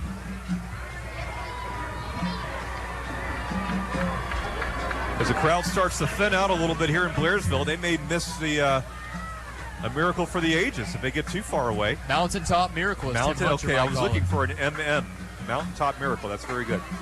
2nd and 1. Holloway takes the knee back at the 41. I think his coaches are better at math than I am. I think they know that they can run this thing out. We can't stop it. Ball at the 38. There's no play clock on the field, so we don't know exactly. But they're up at the line of scrimmage. They're going to look to the sideline for the time to snap the ball. 45 seconds now. Snap. Goes back. Takes a knee, goes down at the 47-yard line. Holloway better stop being so tricky. He could end up fumbling that football. And now 32 seconds, and Fannin County rushes out onto the field. Is there enough time to snap that 4th down or the 3rd down? I don't know. Union makes their way off the field. As we walk off the field, and it looks like it's going to be the Rebels from Fannin County who win this football game. As a matter of fact, it is going to be the Rebels from Fannin County who break the drought that dates back to 2013. Chad Cheatham jumping up and down. Everybody excited on the Fannin side. Everybody on their feet. And there will be no post-game handshake, and that's not for a lack of sportsmanship. That's just the COVID rules here. And Fannin County has officially done it. For the first time since 2007, they beat Union County in Blairsville. And you've got to go back a long way to remember a regular season game that Union County has lost. Got to go back to 2017. Chris, I enjoyed it, buddy. It's 24-20. Fannin County over Union County will be in action next week at Commerce High School for a Class A inter-classification showdown as the Panthers look for their first win of the year.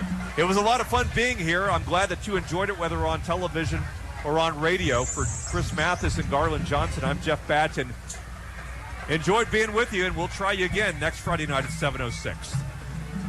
We thank you for listening to Union County Panther football on WJRB, Young Harris, Blairsville, Murphy, Blue Ridge. We now return you to the talk of the mountains. From Scout leaders and those who knew about the abuse but failed to stop it, call our law firm's confidential Scout abuse hotline at 800-791-5108. As you may